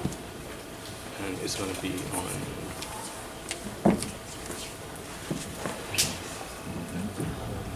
Right, so you just got to, jump between, and you just got to touch it. Right? Signal. Yeah. Yeah, because I got it back up here. Right. So everybody's trying to coordinate with my technical person. All right, so we begin in the 9th chapter, the 1st verse. This is a continuation of what we've been reading in the book of the Levites. It's called Vayikra, and we call in the whole idea of the church system. There is something called the call. Amongst pastors or preachers or bishops, they would ask you, when did you get a call? And we see in our culture as well, the Most High called to Aaron and his sons. It was a calling, a righteous calling. Myself, as a Moreh, I could remember it was a while ago that, probably 20-something years ago, that it came upon me that I wanted to do this job. That's just not a feeling you get, because this job is not easy. It may look nice, but it is very challenging. That's right. So when the Most High put that spirit in me, it's not something that I could have ignored. I had to follow it. So I did get that call years ago, and I thank the Most High that I listened to that feeling, and here I am standing before you on this day as we go through this portion. Shemini. So here on the 8th day, this is the 8th day of the consecration of the priesthood. We know that there are many priesthoods on the planet, but we know this is the only one that the Most High has ordained. He has commanded it to be so. The Aaronic priesthood, it says. Wahi bayom hashmini kwara Moshe la Aaron v'nao ziknei Yisrael. And it came to pass on the 8th day that Moses called Aaron and his sons and the elders of Israel. And he said unto Aaron, take thee a bull calf for a sin offering, a ram for a burnt offering, without blemish, and offer them before the Most High. So they were being trained for a period of time. Right. So on the 8th day, they're actually now doing this before the people. The people is about to be introduced to their priesthood. Right. So the people had decided that they don't want direct communication with Yah, but instead they want these people, as the Levites were chosen, the house of Aaron, to be that intermediary group before the Most High and the people. Mm-hmm. So they are now being introduced to the priesthood with this ceremony. We know as a people, we like ceremonies. Yeah. You just kind of say like, here's the priesthood. Mm-hmm. No, you can't do it like that. Mm-hmm. It got to be like some gala event. People got to dress in their best, looking at this ceremony going on. That's how we like to do things. And this is what Aaron is about to do. Remember, and tag teaming with Missionary today, I heard him mention earlier that it was, and sin offering was very necessary for Aaron. Amen. He had just done the worst sin. Idolatry, serving another God. And he led the nation of Israel in that direction. So he had to do a sin offering. And this is a standard. You cannot ask for the forgiveness of the sins of the nation and you have sin. Okay, so you have to clear yourself first. Then. And unto the children of Israel thou shalt speak, saying, take ye a he-goat for a sin offering, and a calf and a lamb, both for the first year without blemish for a burnt offering, and an ox and a ram for a peace offering, to sacrifice before the Most High, and a meal offering mingled with oil. For today Jehovah appeared unto you. Right, so in today's society, these animals that are mentioned, like yesterday I had to go to Monroe. Just like an hour away if you go to back roads. And scenic route. Yes. So we saw animals, livestock. I had two of the young bunny with me. To keep them occupied, I had a movie showing. So I would say like, look some cows in the field. And they'd be like, looking at the screen. They have no time. You know, many persons do not see animals in their natural state. What an oxen looks like, the goat, you know, the barley flour, the oil. These are the things that were brought before the priesthood. Okay? And he had to slay them. Okay? And you would see some animals are older than others, like this set here that he's bringing.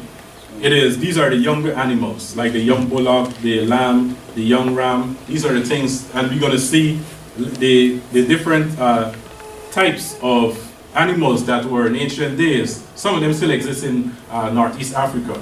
But here in the West, we have different animals. So we got to be able to know the different species. Remember, you could see the animal there. It has like a different coloration than a goat you would see here. All of these things, remember when Jacob had his challenges with Laban, with the spotted and speckled, right? Different animals. Even here you have the wild deer, I think they call them the black feet, are the ones they call them tar heels or something, right? The whole tar heel staying right there. So the different species, and we're going to go into that in 11th chapter as well. It's important to know what can go on the altar and what cannot. It says, and they brought that which Moshe commanded before the tent of the meeting, and all the congregation drew near and stood before the Most High.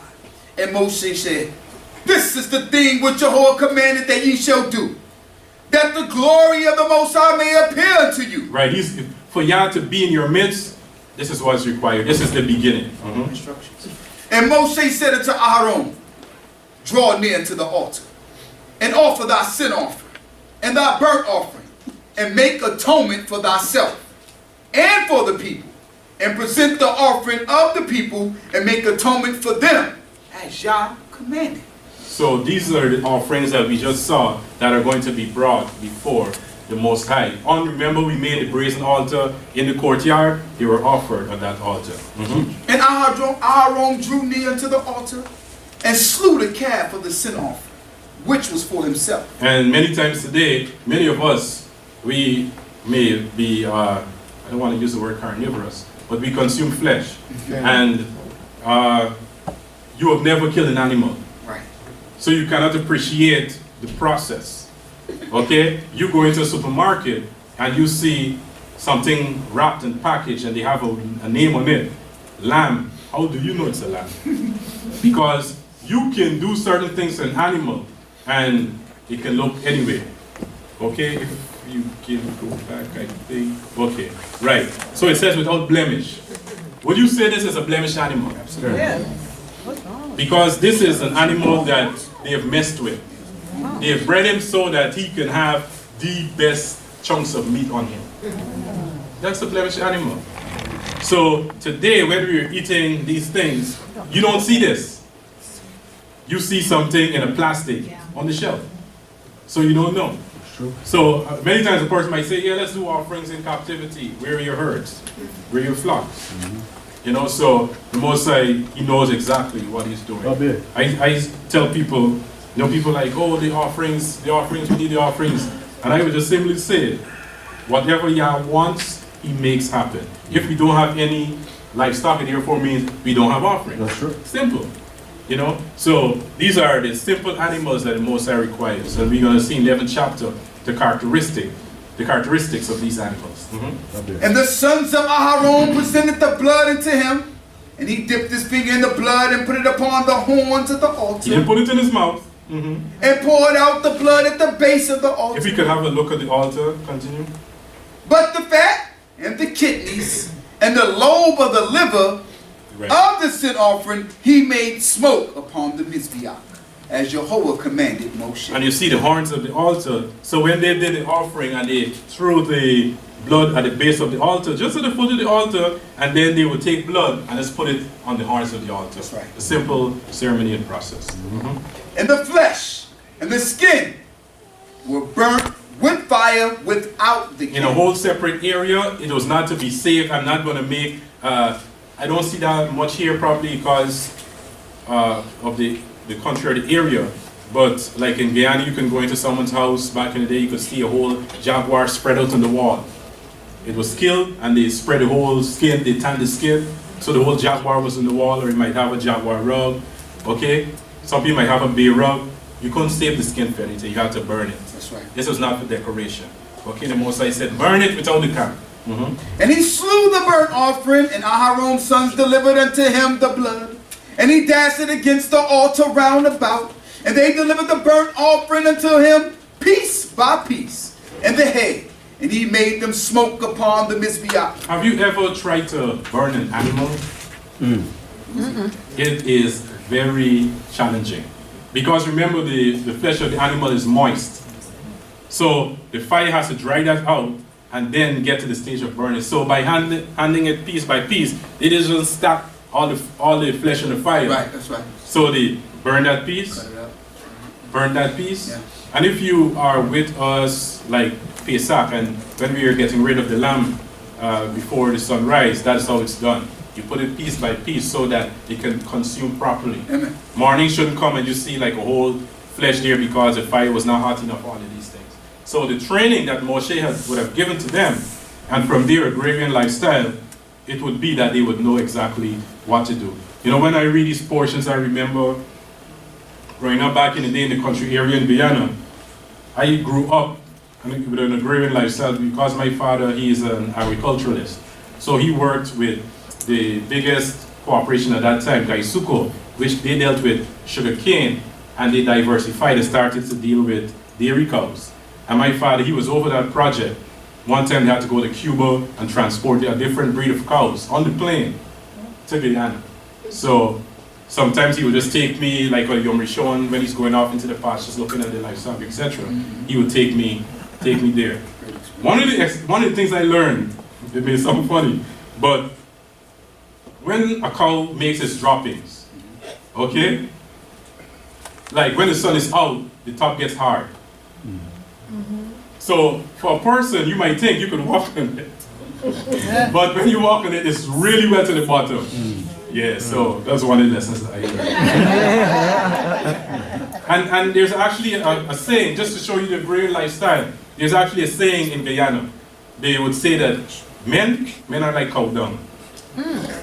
Hard on top, soft inside. So it shows you the agrarian lifestyle, a whole culture comes out from it. So when I read this, I see things that I fully understand, like burning it piece by piece. You just can't, throw the entire animal on the fire because it would not burn properly.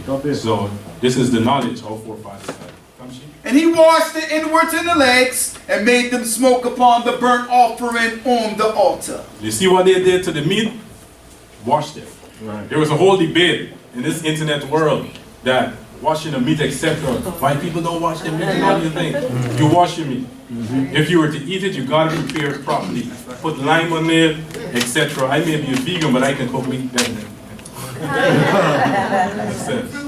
And the people's offerings were presented, and he took the goat of the sin offering, which was for the people, and slew it and offered it for sin. So the sin offering of the people is a goat and not a sheep or a lamb like they said in the New Testament. Remember they said the Lamb of God, whatever? Sacrificial. Right, so it's a goat. Sin offering for the people. Tamshi? And the burnt offering was presented, and he offered it according to the ordinance. According to how it was given, they were prescribed certain weights and measurements.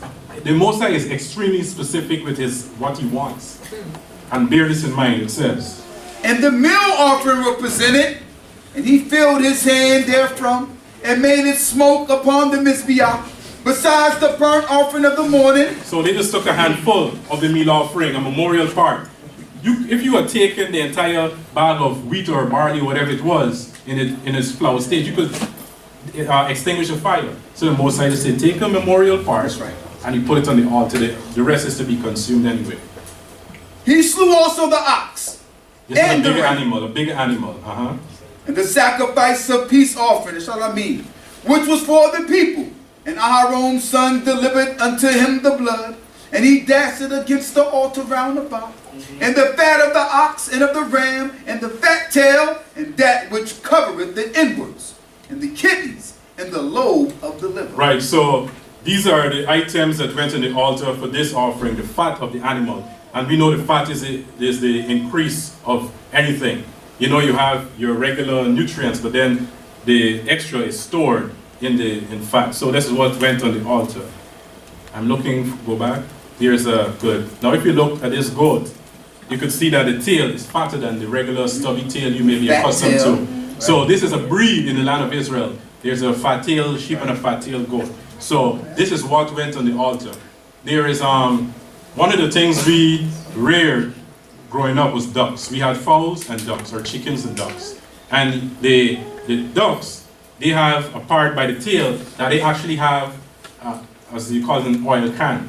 You would see the ducks many times turn their head and rub it on their tail. What they're actually doing is taking the oil from that area and spreading it over their feathers. Nice. So you see, they look waterproof. You know, in Guyana, when someone is stubborn, they say talking to him is like throwing water on duck back. Because when the water hits the duck back, it beads up and it rolls off. You see? So the animal as well had this storage of fat that was put on the altar. Amen. Amen. And they put the fat upon the breast, and he made the fat smoke upon the altar. And the breast and the right thigh Aaron waved for a wave offering before Yah, as Moshe commanded. They were taught to do all of these things. And Aaron lifted up his hands towards the people and blessed them. And he came down from offering the sin offering and the burnt offering and the peace offering. And this is him doing it for the first time before the people. Okay. And they are amazed at the ceremony because, you know, offerings is Eastern culture. But this is the manner in which the nation of Israel does it. That's right. And Moshe and Aaron went into the tent of meeting and came out and blessed the people. And the glory of the Most High appeared unto all the people. And remember, the garments, they had to use different garments for different things. So they went in, changed, and they came out before the people. And there came forth fire from before Yah, and consumed upon the altar the burnt offering and the fat.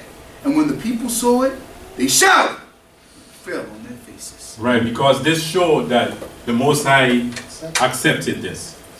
Just imagine you out somewhere, let's say I was doing the Passover offering and fire comes down from heaven. I know where I'll be. Fight or flight response, flight would take over. I would think about all the wrong I did, it could be my turn, I run.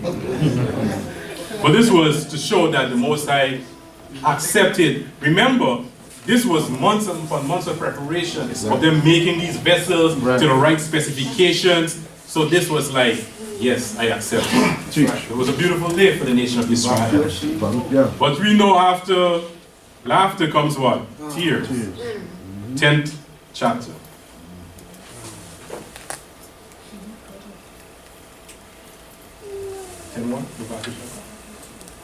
And Nadab and Abihu, the sons of Aharon, took each of them his censer and put fire therein, and laid incense thereon, and offered strange fire before Yah, which he had not commanded them. Now remember, everything was according to what? Specifications. You know, but here they are, they're offering strange fire. What is strange fire? You know, not commanded by Yah. Not commanded by Yah, a strange combination. Because it had to be, remember, this amount of this and this amount of that. And the Most High was very specific. And we're going to see one of the reasons probably why they did this. And there came forth fire from before the Most High and devoured them. See? Fire came for the burnt offering. That was good. But this fire came for them. That's right. It's different. That's right. They were out of compliance. And they died. Then Moshe and Aaron said, this is the thing that Yah spoke, saying, through them that are not unto me, I will be sanctified. And before all the people, I will be glorified. And Aaron held his peace. Basically, he didn't say nothing. He couldn't say anything. It was his sons.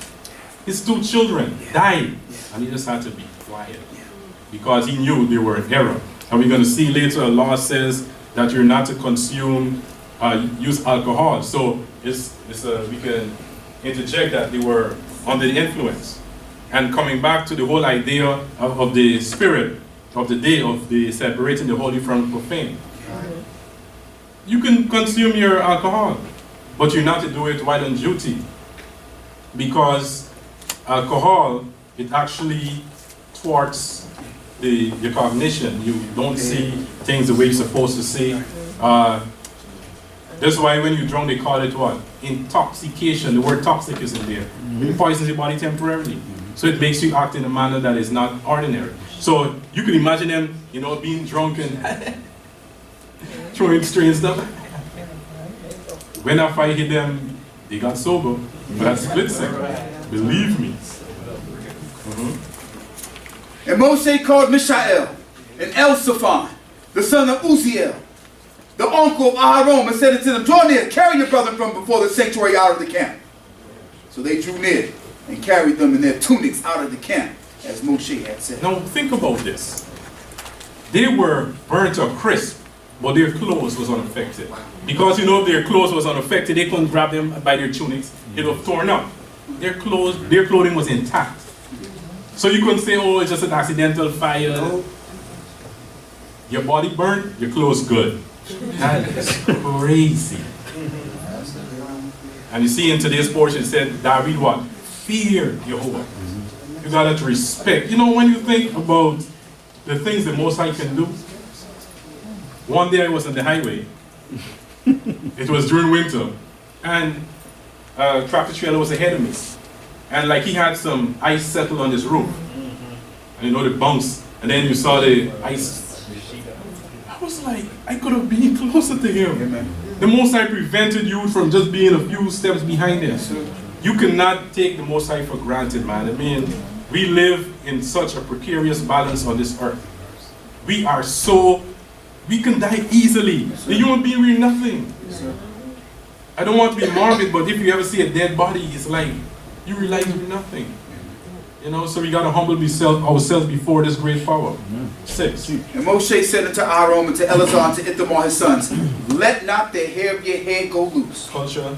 Neither rend your clothes, that ye die not. And that he be not wroth with all the congregation. But let your brother, the whole house of Israel, bewail the burning which Yah hath kindled. So in the culture of the nation of Israel, when a person is mourning, they would, have their hair disheveled, as it says in the Hebrew, or they would rend their clothes. Now the priesthood, they're saying, as we will see later, whose funeral he can go to, they have to have their hair in a controlled manner. You understand? You'll see more like Kohanim, Morim, etc. as often as possible have a kippah on. And that extended to the nation of Israel. It's culture that we would have our heads covered. In the Western system, when you enter home, what they make you do? Take your hats off. But in the East, we take our shoes off. You see, it just shows you how the culture is flipped. But here, the priesthood was commanded, basically, do not show any signs of mourning. That's right. Carry on with the job. You got to stand before Yah. You shall not go out from the door of the tent of meeting, lest ye die. For the anointed oil of Jehovah is upon you. And they did according to the word duty. of Moshe. You vow to this. You can't take a break like I have a party to go to or have an appointment. You have to do this job. Right. The oil of Yah is on you. And the Most High spoke unto Aaron, saying, drink no wine, nor strong drink, nor thy sons with thee, when ye go into the tent of meeting, that ye die not. it shall be a statute forever throughout your generations. Right. So the Levitical order, the priesthood, you cannot drink while on duty. It impairs your ability to function. Teach. And that ye may put a difference between the holy and the common, and between the unclean and the clean. This is, in my understanding, this is the Most High showing that you don't have to be all the time with the Tanakh, flipping pages. You have downtime, to use that word. I mean, everything you do is functioning under the Torah, but you're not always on a spiritual high like you are on the Shabbat. You understand? There are things that you do in your life during the week that you cannot do on the Shabbat day. You understand? You go to parties, you may watch movies, whatever. You gotta, but the Most High is saying there's a time and a place for everything. Make the difference between the holy and the profane, or the unclean and the clean, as it says. Teach. And that you may teach the children of Israel all the statutes which Yah has spoken unto them by the hand of Moshe. So when this is your job, you gotta be able to, okay, this is the law of this, and you can't be like in a inebriated, it's like, oh my God. You know, when a person is drunk, they're off. I can remember there was a drunk lecturer back in university days. Drunk, he's always drunk.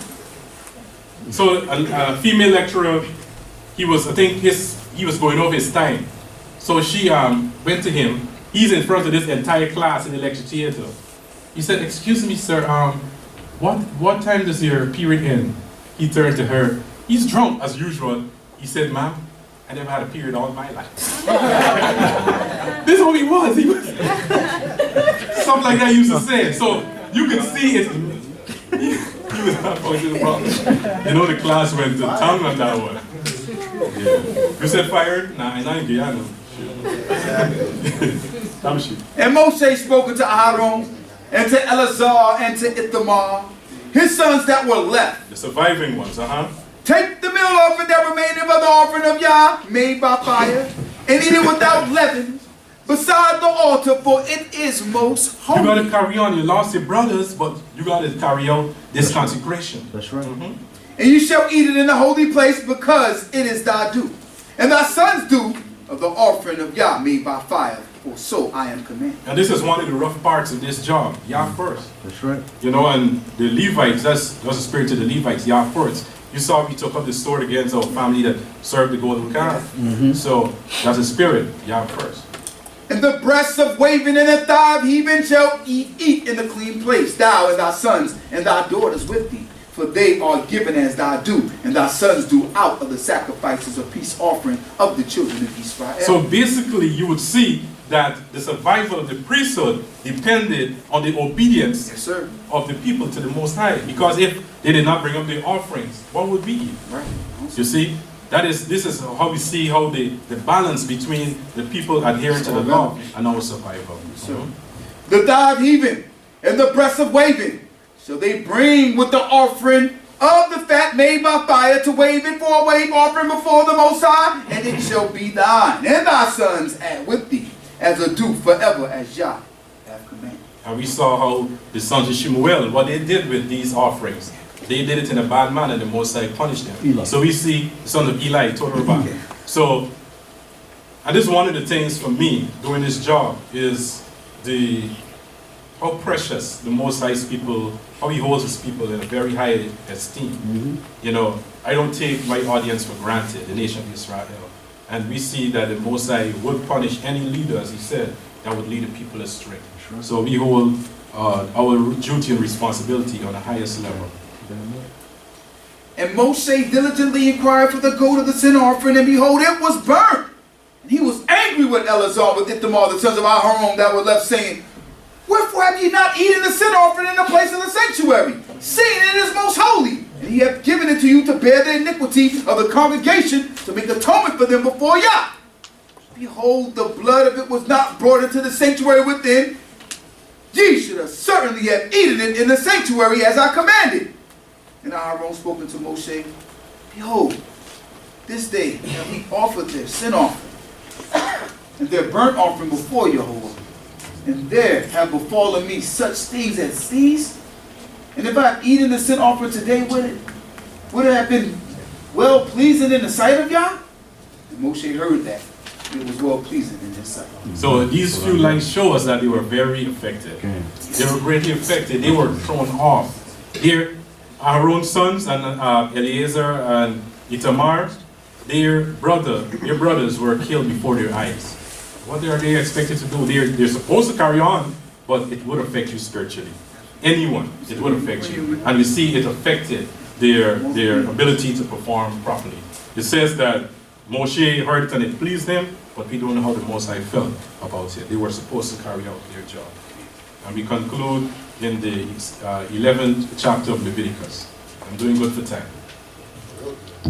And the Most High spoke unto Moshe and to Aaron, saying, Speak unto the children of Israel, saying, These are the living things which ye may eat among all the beasts that are on the earth. Before going into the actual law, I want to set the foundation of this law.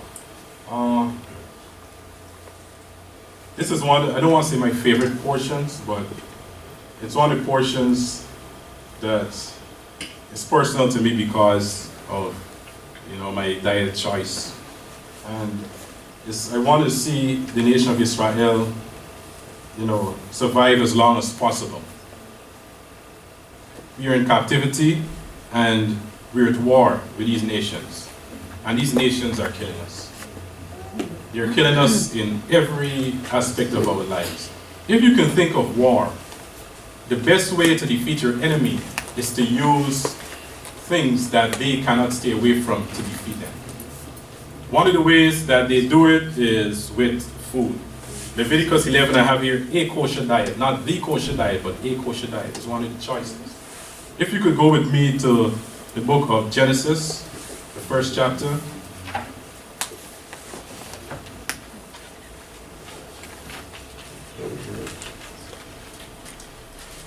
The 29th verse. Genesis 1:29. And up to 30, 29 to 30. And the Most High said, Behold, I have given you every herb yielding seed, which is upon the face of all the earth, and every tree, in which is the fruit of a tree yielding seed. To you it shall be for food. And this is a message that is given to Adam. Adam was not made as yet. Okay, he was still in this process of being created in the mindset of Yah. So we can surmise that Adam, his body was made to eat this diet and not the other way around. He just didn't pop up and like, oh, let me choose this. His body was made to function at its optimum on this diet of eating plants and beans, etc. Tamshi? And to every beast of the earth, and to every fowl of the air, and to everything that creepeth upon the earth, wherein there is a living soul, I have given every green herb for food. And it was so. So we see not only Adam, but as well the animals. That's right. They were supposed to consume a diet of herbs. Okay? If you look at the mosquito, because many times people say, oh, the mosquito, it sucks blood. The female mosquito, she needs blood, they say, so that her eggs can go through the process of hatching, etc., to make new mosquitoes. But the researchers found that the female mosquito as well, she can live off the sap of plants. So it is not necessary for her to suck the blood. You could probably say it's a curse or whatever that we got to withstand this. I'm speaking stuff that not really a problem here, but in certain countries like Guyana, where mosquitoes are prevalent, it would be a problem. Okay, also, when we look at the time of the flood with Noah, when they came off of the earth, when they came off of the ark, Slika, I'm trying to find it. And one of the first things that he did was to build the altar. And he was also told that he had a certain diet that he had to consume. That's 9. Genesis 9. 9:3. Right, it says here, 9:3 So in the book of Bereshit, chapter 9, verse 3. Genesis. and 4. Every moving thing that liveth shall be for food for you, as the green herb which I have given you all. Only flesh with the life thereof, which is the blood thereof, shall ye not eat. So we see the diet has changed from being one of plants to being basically one of anything, just don't eat the blood in it. So it shows us that, and if you study the human body is built for survival. This body can survive a lot of things.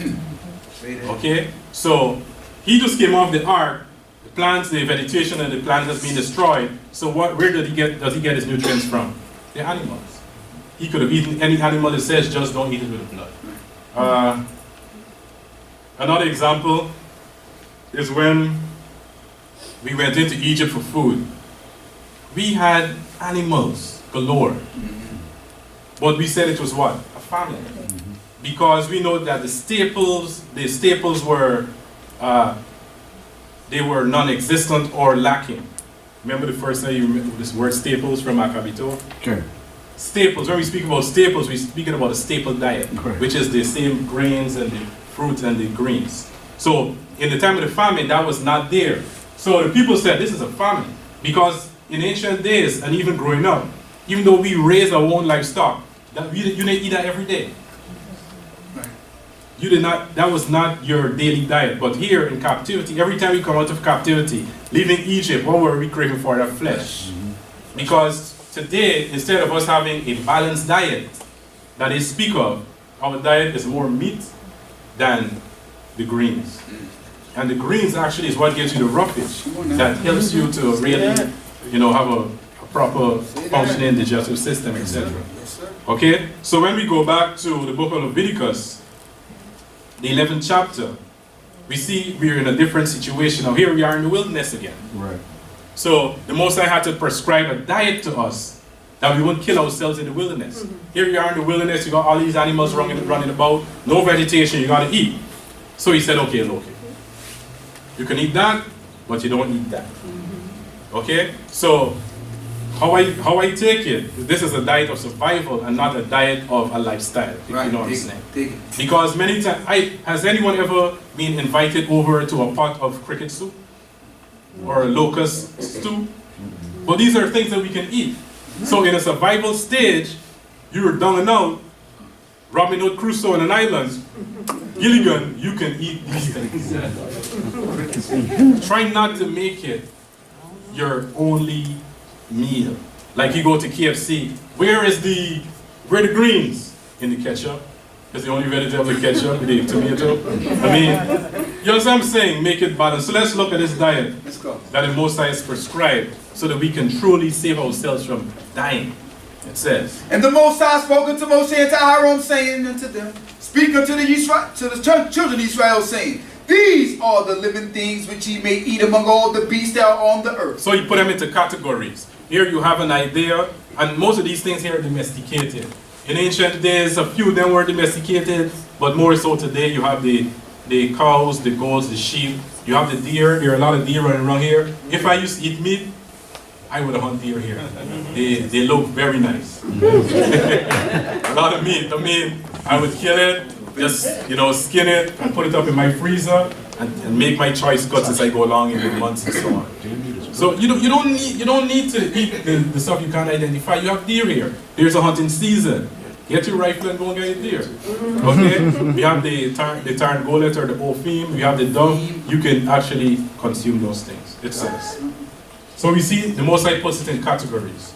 Whatsoever part of the hoof, and is wholly cloven-footed, and cheweth the cud among the beasts, that may ye eat. Now when you think of the Most High identifies certain characteristics, and he's doing this for you to know where the animals reside, what they do. Right. Now you see if I get a pointer, sneaker, the type of the hoofs. You know these animals, they forage for food, they graze. Okay? They graze, they're not doing any climbing. They're on flat grasslands and they're eating. This is You see the hoof is parted, it's split in the middle. Okay? And then it's wholly cloven footed. You see these two little specks at the back here? Those are cloves. I don't, you know, you have cloves? Cloves, and you have cloves here, right? The plant? Make tea with. I'm not talking about the tea bag, the actual clove. Yeah. Right, the spice. You see how it looks? This is here, right here, the two cloves. It's wholly cloven footed. You can see a distinct partition, 1, 2, and you have this. So it shows you these animals, they're in certain areas, certain territory. They're not going to use these hooves to hunt down a rabbit and kill it and eat it like that. But the animals that kill and eat, you're going to see how their hands are. It's different. So the Most High is showing the different characteristics of the animals and speaking about their, where they hunt, what they actually do. Tamshi. Nevertheless, The next one. This here, this is a ruminant. This animal has 4 stomachs. His digestion is complete. So he eats, if you follow the green arrow, and it goes all the way in here for his stomach. And then it comes back up, the pink arrows, and it goes, chews it in the cud. Y'all have seen cows? I'm just joking. But they just stand and they just chew. That's what they do most of the day, because they go and they graze, and then they stand and they bring up what they grazed and they chew it. And then they would bring it back here into the second stomach. Then it would come back out here and go into this stomach. Okay? And then it would digest liquor, and then it would come through here, etc. You know what happens there.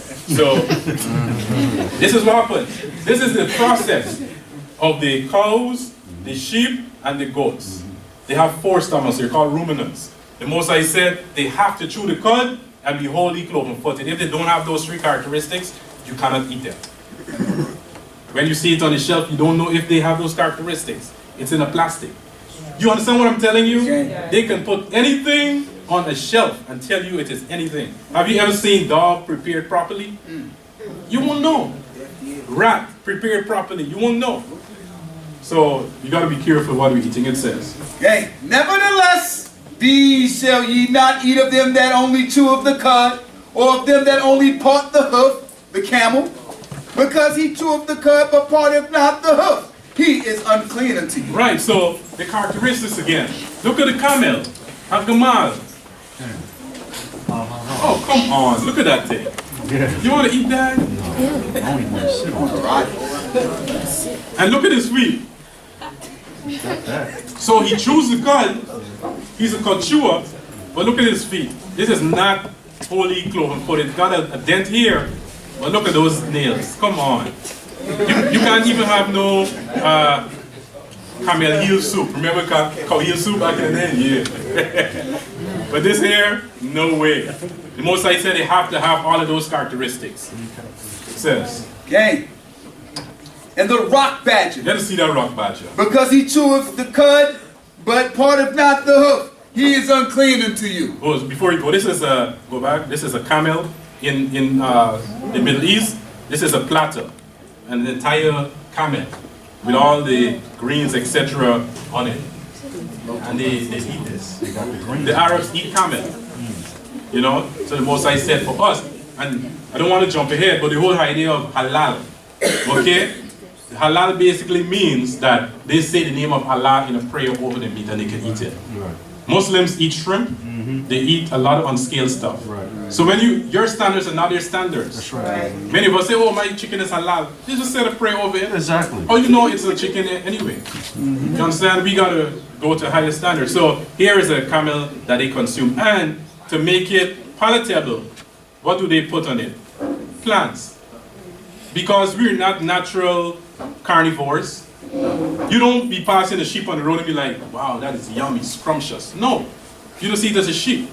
You got to prepare it, do all this fancy stuff there. A lion, no way, a lion just eats it. Tamshi. Let's see the rock badger. Those are hoofs of a horse. Right, so here we have the rock badger. That's a rat.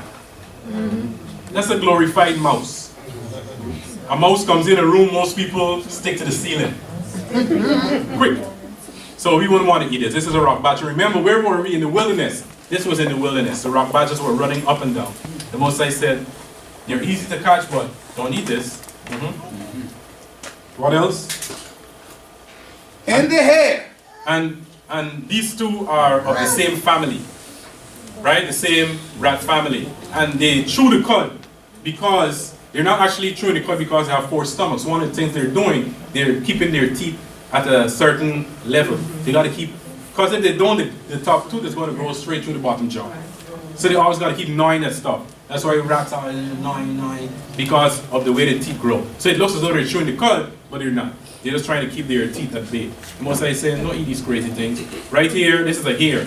Around in North Carolina, you see a lot of rabbits jumping around, different, like before the winter stuff, they be jumping around. You can't eat them. They look nice and plump, full of meat, but they're rats. Okay? Because she cheweth the cud, but parteth not the hoof, she is unclean unto you. And the swine, because he parteth the hoof, and is cloven footed, but cheweth not the cud, he is unclean unto you. Right, so we see the swine, he parted the hoof and is cloven footed, but he cheweth not the cud. This here is a wild pig. This is the ancestor of this. Okay? Which one? Steamon or Puma? One of them. Right. So this is what this original pig looks like. In the wild, this is what we would have seen. And then we have it domesticated here. Because it was domesticated, it looks like this. It's the same inside, even though the outside looks different. If you look at the hoofs, there is cloven footed, this split hoof, and it's cloven footed. It has that characteristic, but it does not chew the cud. Let's see its inside. So here, we see the inside of a pig. Chew it, swallow it, pass it out. The end. And they said that the pig, the circulatory system is really nothing, because all the food goes right into the bloodstream. Boom. Exactly. So you're eating every bit of filth that the pig. This is just a garbage can. The Most High created this to clean up. Certain animals are scavengers, like the vultures, they're scavengers. Clean up the moment an animal dies. You know, like the scavengers. That's what y'all say. In British, we say scavengers. Yes, scavengers. We can do this all day. Calendar. Yeah. So it's a scavenger. Right. So they say that if, like in Guyana, we have the wild pig. Yes. So if you're in the forest and they're coming at you, they say shoot the one in front. Because when that one falls, the others start to eat him. So it gives you time to go up a tree to survive. But those things would bang at that tree, go to sleep, wake up. Just wait till they're like that. They have a serious problem mentally. So the Most High said don't eat it. And we know this part here is where chitlings come from. Chitlings, that stink smelling thing. Right, it's the intestines of the pig. Just think about that. But that is what our ancestors were left with to make food. So they made a meal out of it. Tamshi. Of their flesh you shall not eat, their carcasses you shall not touch, they are unclean unto you. So why can't, okay, before that, looking at the time, right, we don't have enough time, but all of these are items that pig is found in. Okay? This is research I would urge you to do. A lot of stuff. A lot of these things. You gotta look for certain names of products like gelatin. Gelatin is cheap coming from a pig as it multiplies fast, it's easy to extract, etc. You have collagen in your sausages, etc. All of these things, you gotta be careful consuming this. Go on. Next.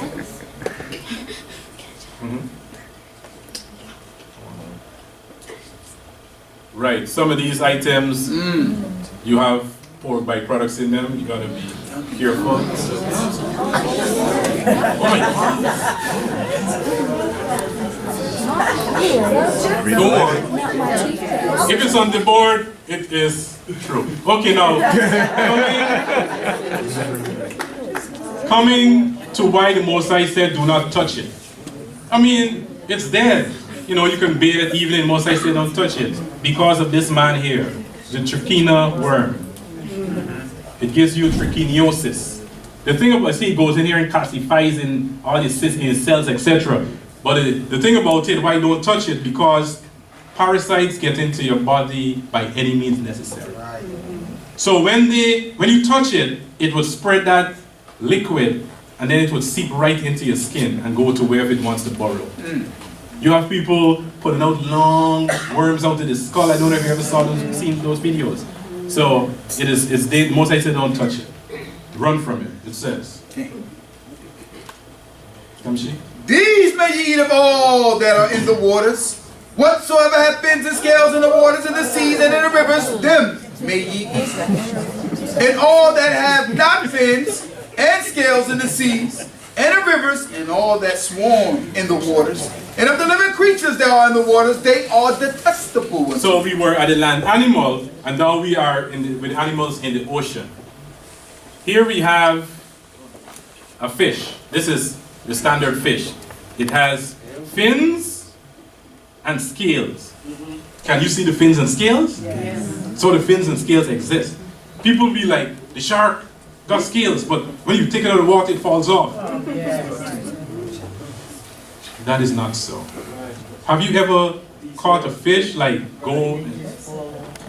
Have you ever done that? And reel in the fish and see what happens if the scales fall off and stuff?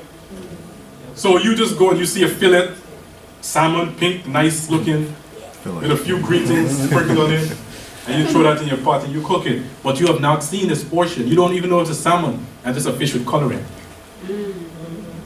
Are there any places that you can go and get a whole fish like this here? Yes. Who knows how to clean a fish?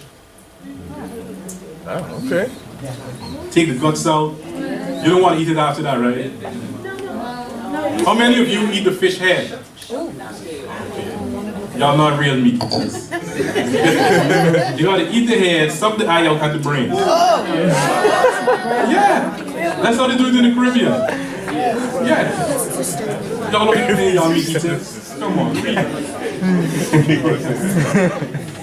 So these animals with the fins and the scales, you can consume. And they shall be detestable thing unto you. You shall not eat of their flesh and their carcasses. Ye shall have in detestation.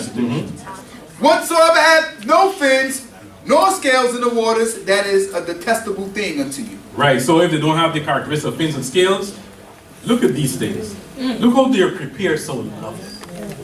We have the lobster, the crab, we have the squid, and the octopus. There is, I forgot that one. There is a delicacy in Asia that they take the baby squid or the baby octopus and they twirl it on their chopstick and they eat it. The man said the challenge is to swallow it before it tries to climb back out. Why? I mean, it's just, these things, like the crab, you have to cook it whole. You ever saw it? Have you ever seen them cook these things? They're alive in the pot for a reason. If you kill them and then put them in the pot, they secrete so much toxins, it would kill you. A lot of these celebrities that eat all these fancy foods, they have many illnesses because of these things. These things are at the bottom of the bottom feeders, they're at the bottom of the ocean cleaning it up. They're not to be eaten. Scavengers. They're scavengers. You can't eat them. I live in Houston. Now she.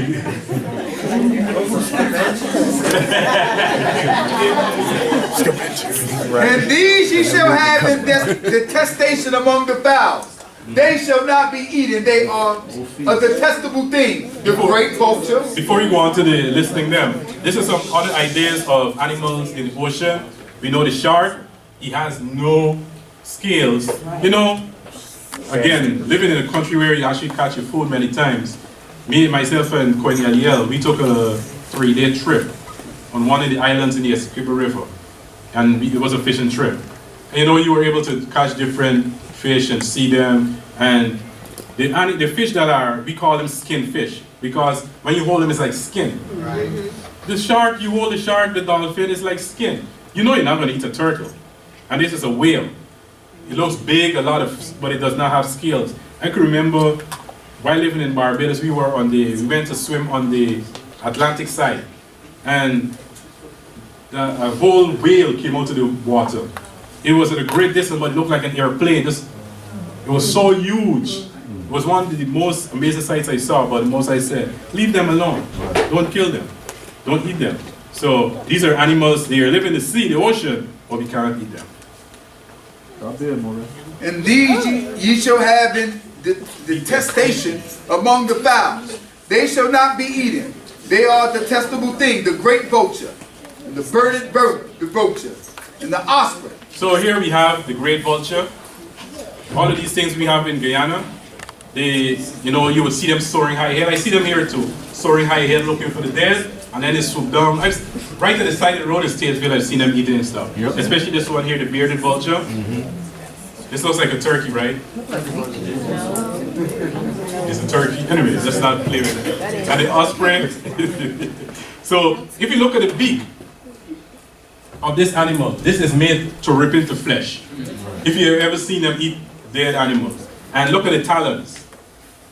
When they grab stuff. Have you ever seen videos? There's a certain hawk that it hunts goats. Those wild goats, it would swoop down and lift it up and throw it off to the cliff. So it would fall and break its neck, and then it would actually eat it. Moses said, don't eat these things. Because you are what you eat. You see? And there was a video also of a hawk picking up a child.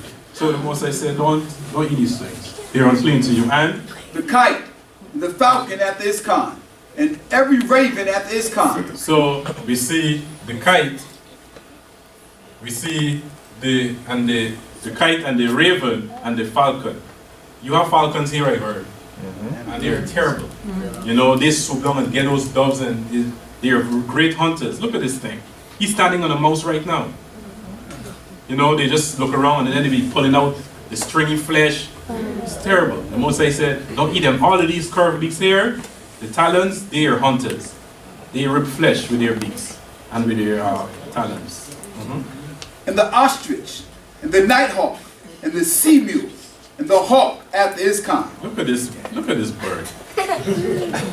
And people eat them. You know, people eat ostrich and emu. They eat them. They eat the eggs. Omelets. You know, it's crazy. Tamshi, let me see the next one.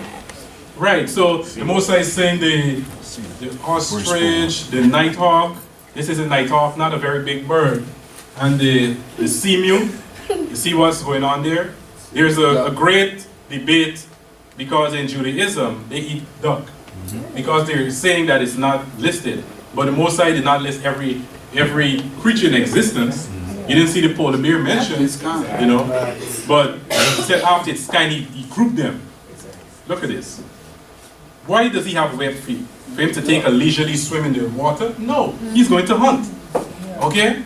So most of the animals we eat are not hunters. They forage and graze. So you can see his beak as well. This is for eating fish. And the hawk. All the types of hawks, the Mosai says no. We cannot consume them. Tamshi? And the little owl, and the cormorant, and the great owl. Right, so we have the great owl, the little owl, the cormorant. This looks like a duck as well. Look at this. Look at him. The thing about the owl that creeps me out is that he can turn his entire head around. You can just be chilling, and you come behind him, and he just turns his entire head around. That's exorcist style stuff. I mean, like, come on. Or a movie. So the Most I said, do not, we say exorcist. Exorcist.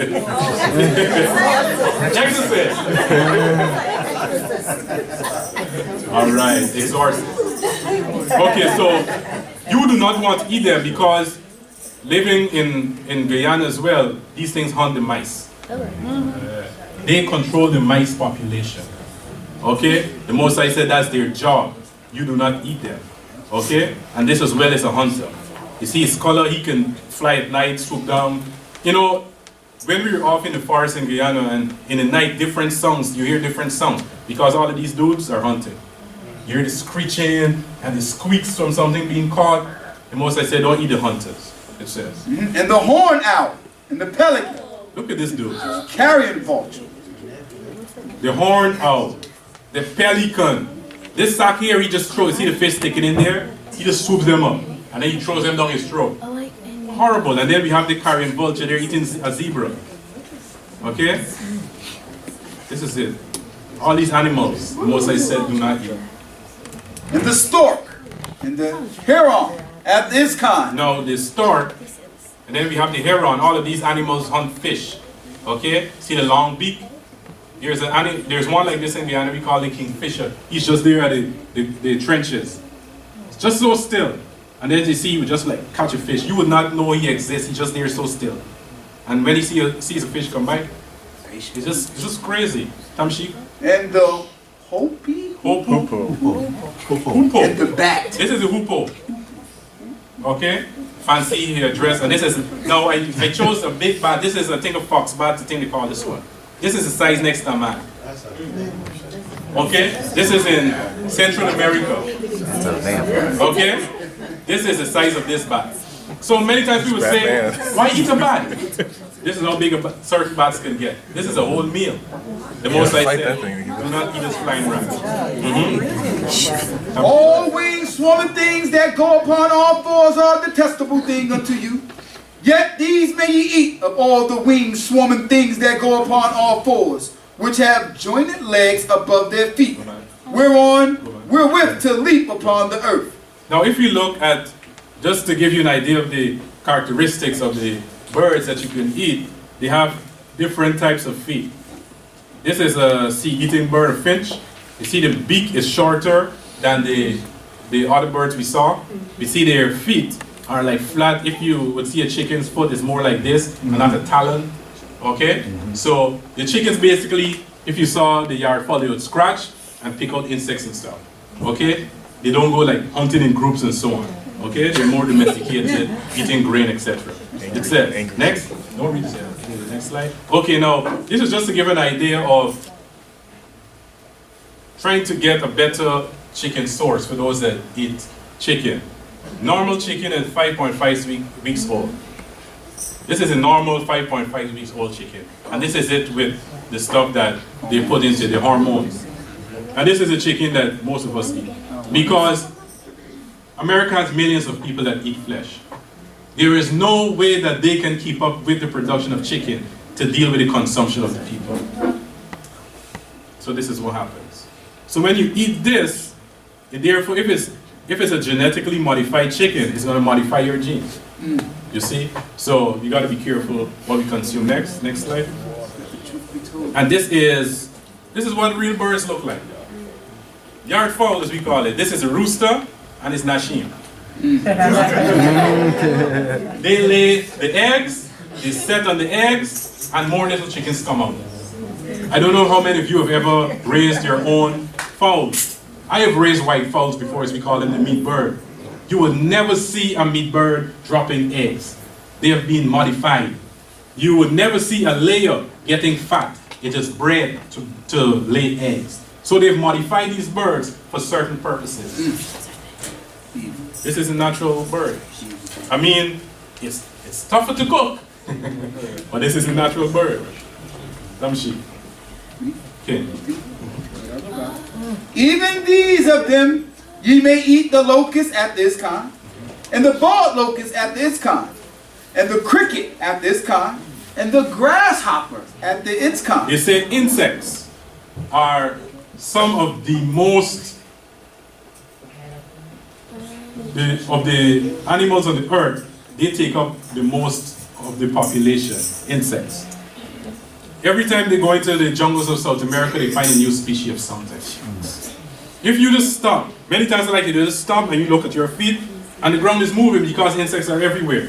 I know that doesn't sound good for some people, but so you can pick the most I said, all of this stuff. You can't just go and randomly eat anything that you see here. You could see some videos of survival, like soldiers that go and train for jungle warfare. They gotta learn to eat worms. They gotta learn to eat certain snakes. There's a spider in Guyana that eats birds. Y'all heard about it? Yes, it eats birds. It's big like that, like a dinner plate. It hunts birds. Yes, so you better not be looking like a bird. So the most nice thing of these animals, we can eat the ones with the jointed legs, the cricket, the locust, and the grasshopper. But all winged swarming things which have 4 feet are a detestable thing unto you. So this is the type of feet that these animals that you can eat have. They move around, they hop around. Okay? So we have the grasshopper, the locust, and we have the cricket. Interested, anyone? You fry them normally. It is like chicken, right? And by these you shall become unclean. Whosoever toucheth the carcass of them shall be unclean till the evening. And a lot of these animals, these little creatures, they carry parasites. There's a video of a praying mantis. They put a praying mantis in water, and a parasite double the size of that praying mantis came. Oh, we saw that. It's crazy. And whosoever beareth aught of the carcasses of them shall wash his clothes, and be unclean until the evening. Every beast which parteth the hoof, but is not cloven footed, nor cheweth the cud, it is unclean unto you. Everyone that toucheth them shall be unclean. And whatsoever goeth upon his paws, even all the beasts that go on all fours, they are unclean unto you. So we see paws. You see the paws with these long nails? These long nails, this is a dog paw. Okay? And these are delicacies. This is an anteater. This is a sloth. We know that these are delicacies for people. Like monkey paw soup and stuff. Yeah, it says. 28. And he that beareth the carcass of them shall wash his clothes and be unclean until the evening. They are unclean unto you. And these are they which are unclean unto you among the swarming things that swarm upon the earth, the weasel, and the mouse, and the great lizard after its kind, and the gecko, and the land crocodile, and the lizard, and the sand lizard, and the chameleon. Chameleon. Chameleon. Right, so this is a chameleon, Mr. Changer. He can change his skin in anything. In Guyana, this is a delicacy amongst people. In Dominica, these frogs, they call them the mountain chicken. It's a delicacy. And also in Guyana and other places, they cut his tail off. Alligator tail is a huge delicacy, so a lot of meat is. So people do consume these things. Most I say to us, we do not.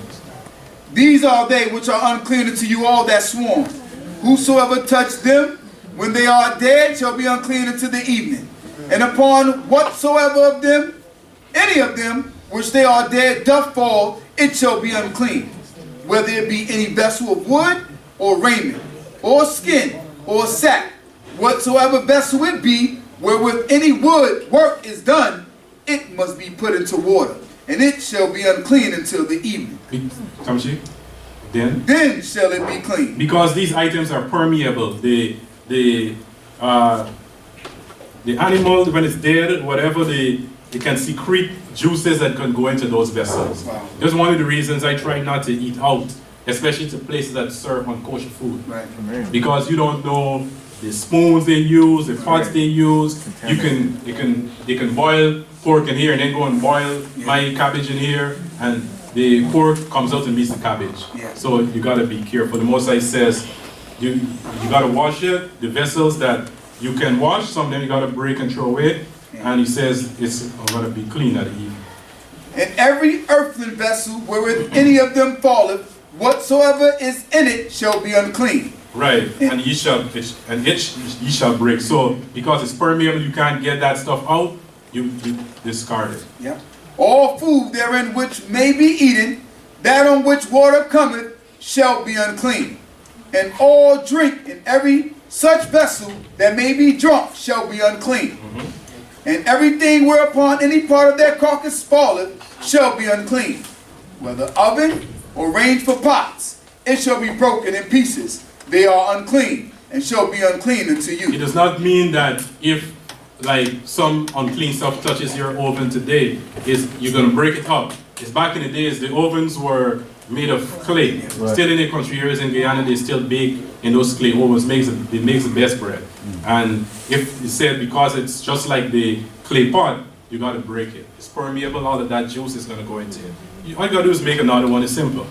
Okay? So you're not going to break the stove or the oven you have today. But speaking about the ancient days.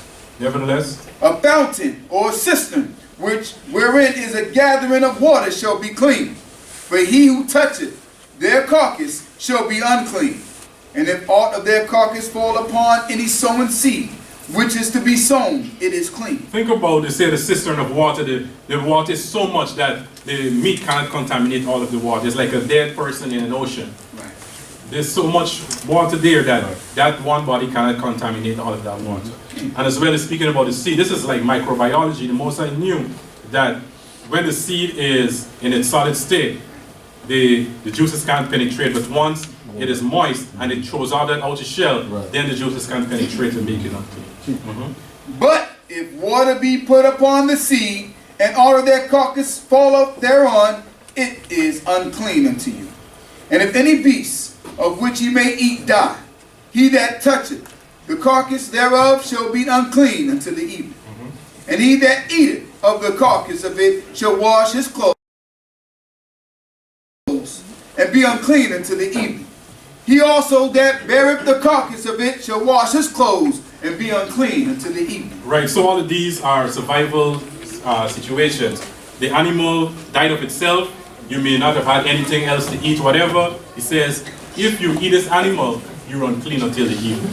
The animal died of itself, it has some disease, you gotta be careful in consuming it. And every swarming thing that swarmeth upon the earth is a detestable thing. It shall not be eaten. Whatsoever goeth upon the belly, and whatsoever goeth upon all fours, or whatsoever have many feet, even all swarming things that swarm upon the earth, them ye shall not eat, for they are detestable things. So all the things that go upon the belly, these are like snakes. This is how snake is prepared. It looks delicious, doesn't it? No. The Most High said you cannot eat it. People eat these things. Ye shall not make yourself detestable with any swarming thing that swarmeth. Neither shall ye make yourself unclean with them, that ye should be defiled thereby. For I, Jehovah, your power, sanctify yourselves therefore, and be ye holy, for I am holy. Neither shall ye defile yourselves with any manner of swarming thing that moveth upon the earth. So all of those insects that are unclean, etc., the Most High is saying, you cannot consume them. They are unclean unto you. For I am the Most High that brought you up out of the land of Egypt to be your Elohim. Ye shall therefore be holy, for I am holy.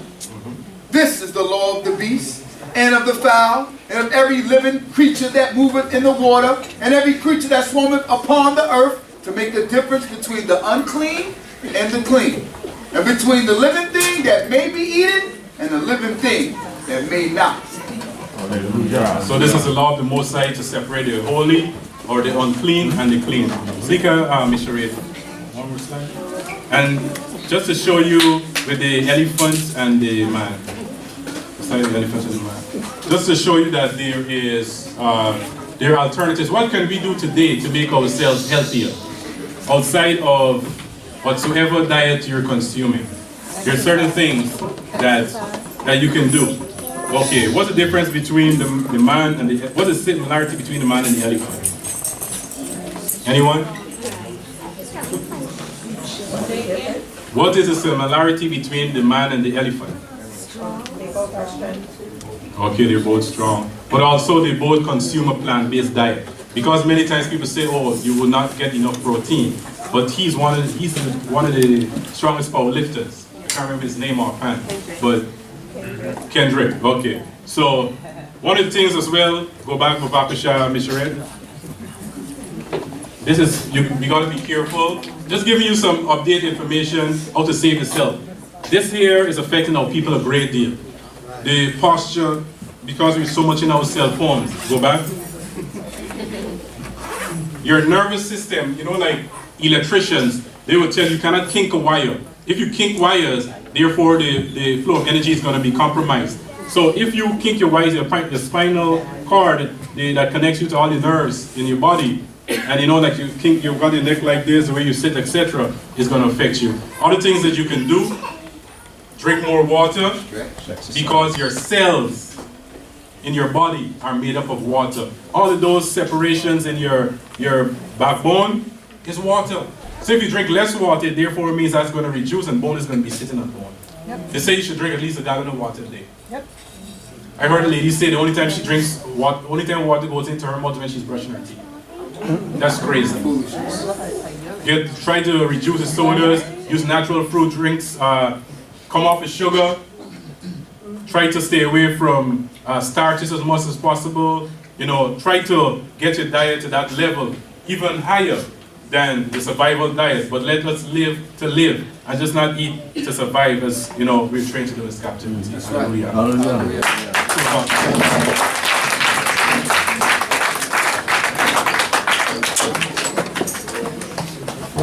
time, I'd like to say the blessing that Yah has left on record.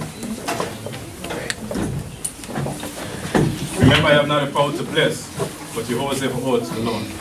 Hallelujah. Hallelujah. Yevoreka Yehovah wa Yishmareka. Ya ir Yehovah panayo eleka, we kuneka. Yisa Yehovah panayo eleka, we assembleka, shalom. Yehovah bless thee and keep thee. Yehovah cause his face to shine upon thee and be gracious unto thee. Yehovah lift up his countenance upon thee and give thee peace. Hallelujah. Hallelujah. Yahai. Yahai. Resume services at 5 p.m.